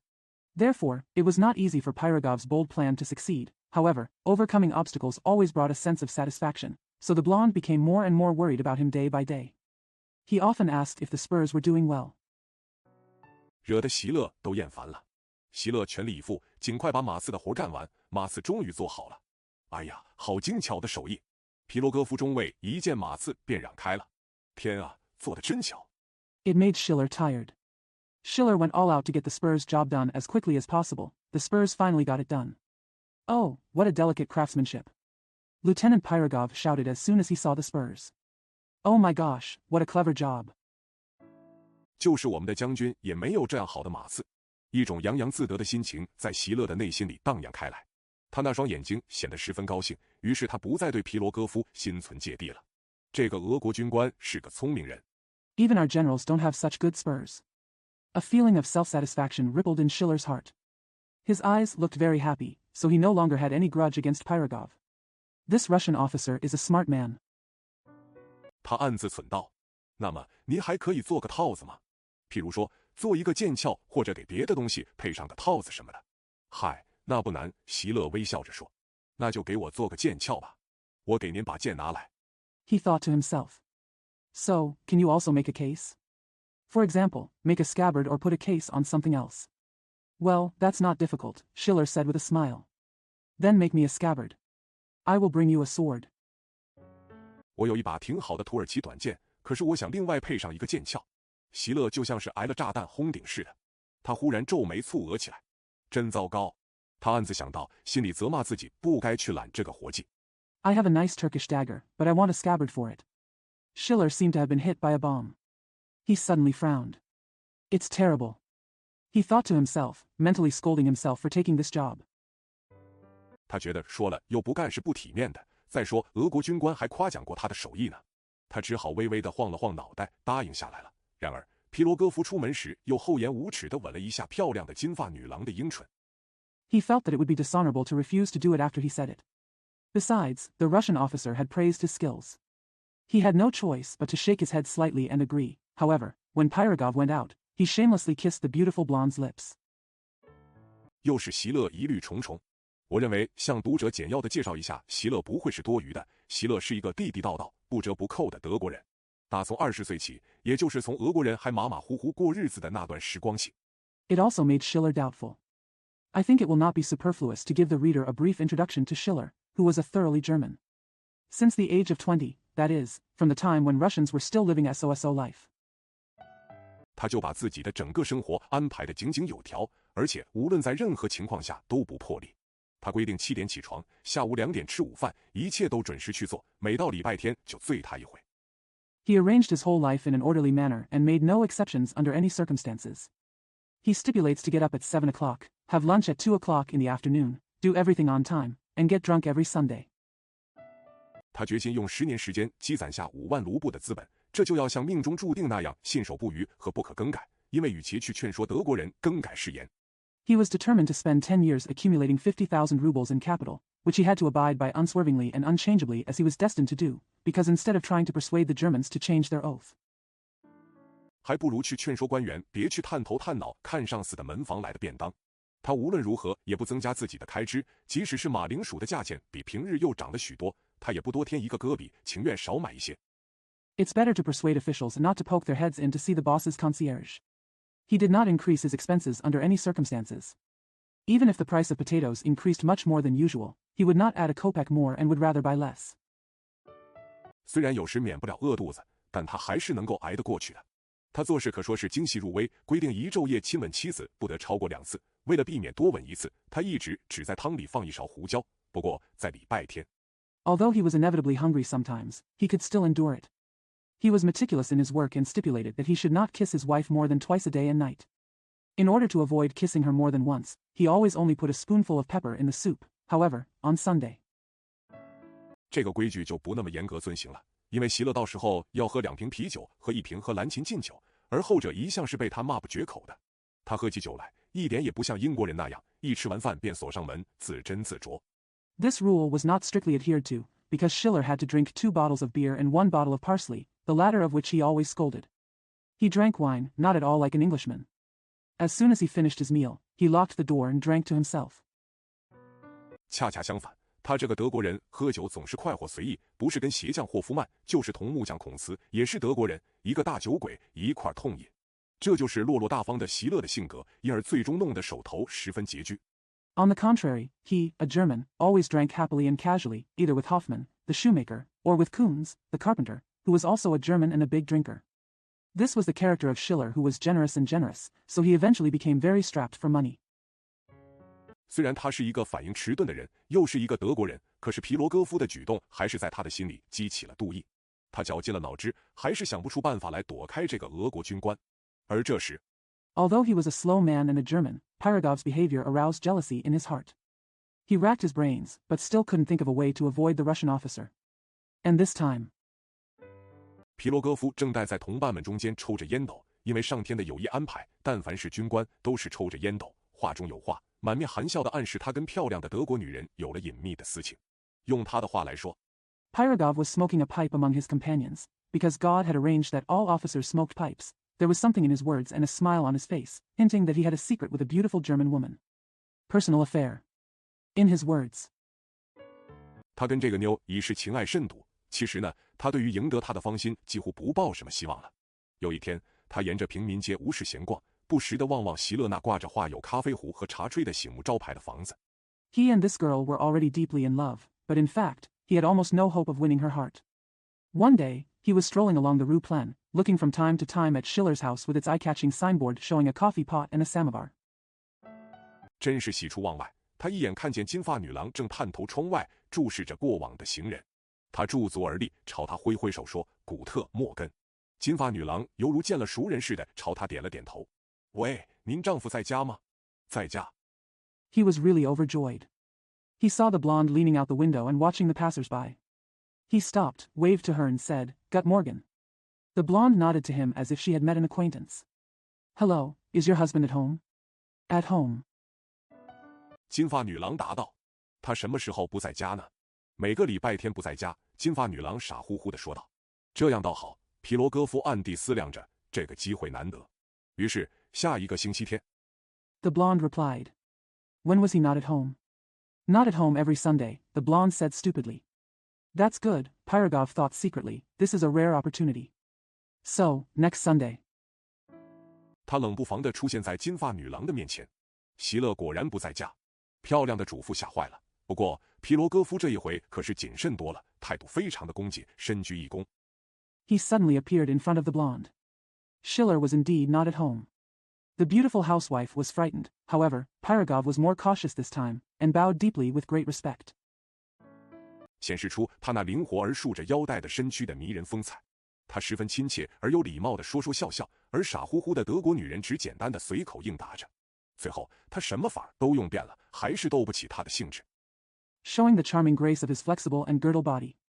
He talked and laughed very kindly and politely, while the silly German woman simply responded casually. In the end, he tried every trick, but he still couldn't interest her. 便向他提议跳跳舞，德国女人立刻便同意了，因为但凡德国的女人都爱好跳舞。皮罗戈夫这一下可满怀希望了。其一，这样一来可以给他带来乐趣；其二，这可以显示他的敏捷和灵巧。He proposed to her to dance. The German woman agreed immediately. Because all German women love to dance. Pyrogov was full of hope now. Firstly, it would bring her pleasure. Secondly, it would show his agility and dexterity. 其三，跳舞可以挨得很近，搂抱着漂亮的德国女人的腰肢，以便得寸进尺。简而言之，他料定这么一来就可以马到成功。他开始跳一种加沃特舞衣，因为他知道对付德国女人要一步步来。Thirdly, when dancing, he could get very close to her and hug the beautiful German woman's waist in order to gain an advantage. In short, he was sure that this would be an immediate success. He began to dance a kind of gavotte, because he knew that dealing with a German woman was a step-by-step process. 漂亮的德国女人走到了房间中央，抬起了一只迷人的仙足。这个姿势惹得皮罗戈夫欣喜若狂，便情不自禁地前去吻她。德国女人一叠连声地喊叫着，这在皮罗戈夫看来。The beautiful German woman walked to the center of the room and raised a charming slender foot. This gesture made Pyrogov ecstatic, and he couldn't help but go to kiss her. The German woman kept shouting, which seemed to Pyrogov. 就更添了迷人的风情，他连连狂吻着她。忽然间，门陡地开了，席勒带着霍夫曼和木匠孔茨走了进来。三个体面的手艺匠人一个个喝得酩酊大醉。It added to the charming charm. He kissed her wildly again and again. Suddenly, the door opened sharply, and Schiller walked in with Hoffmann and the carpenter Kuntz. The three respectable craftsmen were all very drunk. 以法国的一种漫步舞。不过，我还是留给读者去推想一下席勒会是多么的愤慨和恼怒啊！无耻！他怒气冲冲地嚷道：“你怎么胆敢亲我的老婆？你是个下流胚，而不是俄国军官。” A French slow dance. However, I leave it to the reader to imagine how indignant and annoyed Schiller would have been. Shameless, he shouted angrily, how dare you kiss my wife? You are a scumbag, not a Russian officer. 你真该死！我的朋友霍夫曼，我是德国人，而不是俄国侏罗。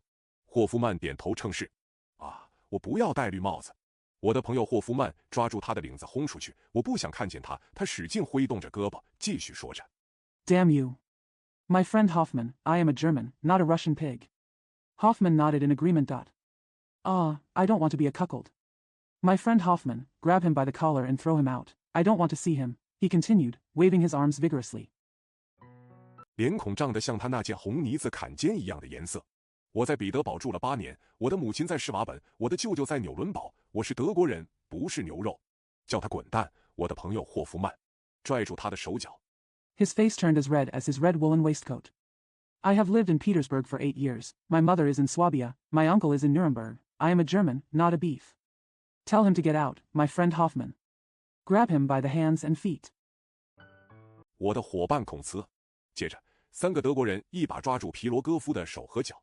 他突然挣扎了一阵子。这3个手艺匠人是住在彼得堡的德国人中间最有气力的人，这一回对他可是十分粗暴。My buddy Kuntz. Then 3 Germans grabbed Pyrogov's hands and feet. He struggled in vain for a while. These 3 craftsmen were the strongest among the Germans living in Petersburg. This I was very rude to him once. 不讲任何客气，老实说，我找不到合适的字眼来描述这令人可悲的遭遇。我深信，席勒第2天准是在心惊胆战中度过的，一定会浑身瑟瑟发抖，等待着警察随时上门来。Without being polite, I honestly can't find the right words to describe this deplorable experience. I am convinced that Schiller must have spent the next day in fear, trembling all over, waiting for the police to come at any time. 只要昨天发生的事情能像一场梦似的烟消云散，他宁愿破财消灾。可是已经发生的事是无可挽回了。皮罗戈夫愤慨和狂怒之状是无法加以描述的。只要一想到那难堪的羞辱， As long as what happened yesterday can disappear like a dream, he would rather spend money to eliminate disaster. However, what has happened is irreversible. Pyrogov's indignation and rage are beyond description. Just think of that embarrassing humiliation. 他就愤怒欲狂。他认为让席勒受一顿吃刑和放逐到西伯利亚去，那还是最轻的惩罚。他快步赶回家去，以便穿戴整齐，直接去禀报将军。He became mad with rage. He considered Schiller to be whipped and banished to Siberia as the lightest punishment.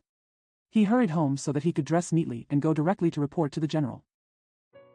把几个德国手艺匠人的无法无天的暴行着力地渲染一番。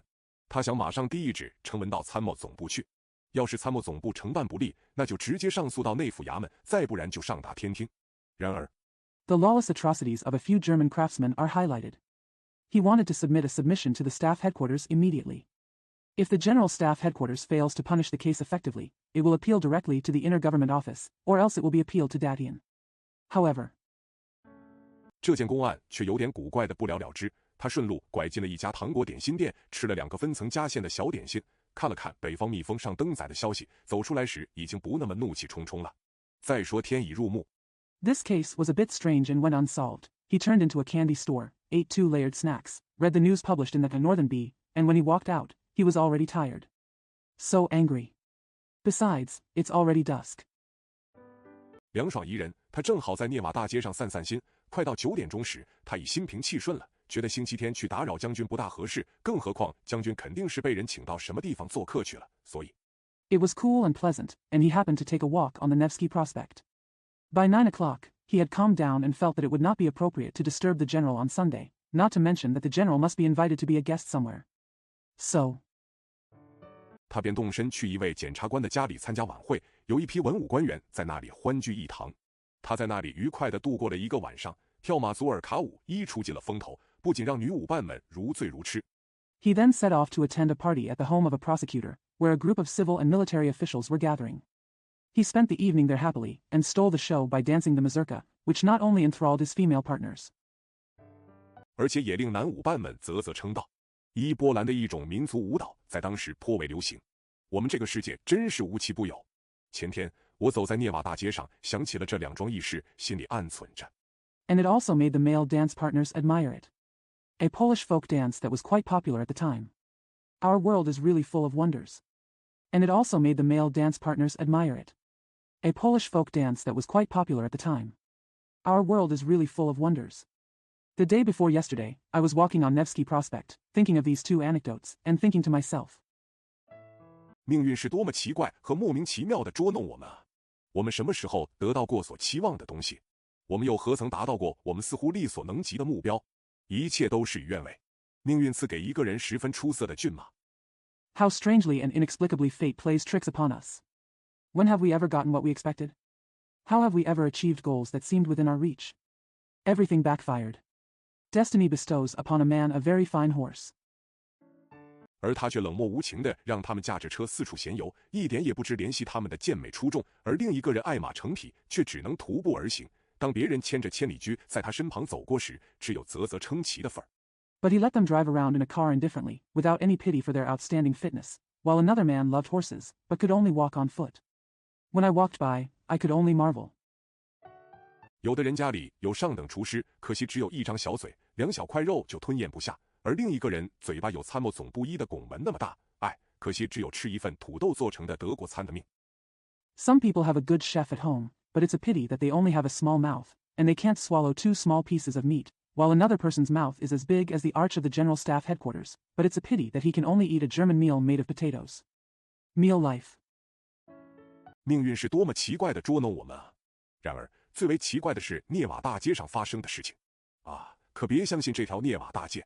当我走过这条大街时，我总是把披风裹得严严实实的。How strangely fate plays tricks on us. However, the strangest thing is what happened on Nevsky Prospekt. Oh, don't believe this Nevsky Prospekt. When I walk through the street, I always wrap my cloak tightly. 根本不去注意那些迎面碰见的事物，一切全是骗局，一切全是梦幻，一切都是表里不一。你觉得那位身穿精致的礼服正在漫步的先生很富有吧？根本没那回事。Pay no attention to the things that come your way. Everything is a scam, everything is a dream, everything is duplicitous.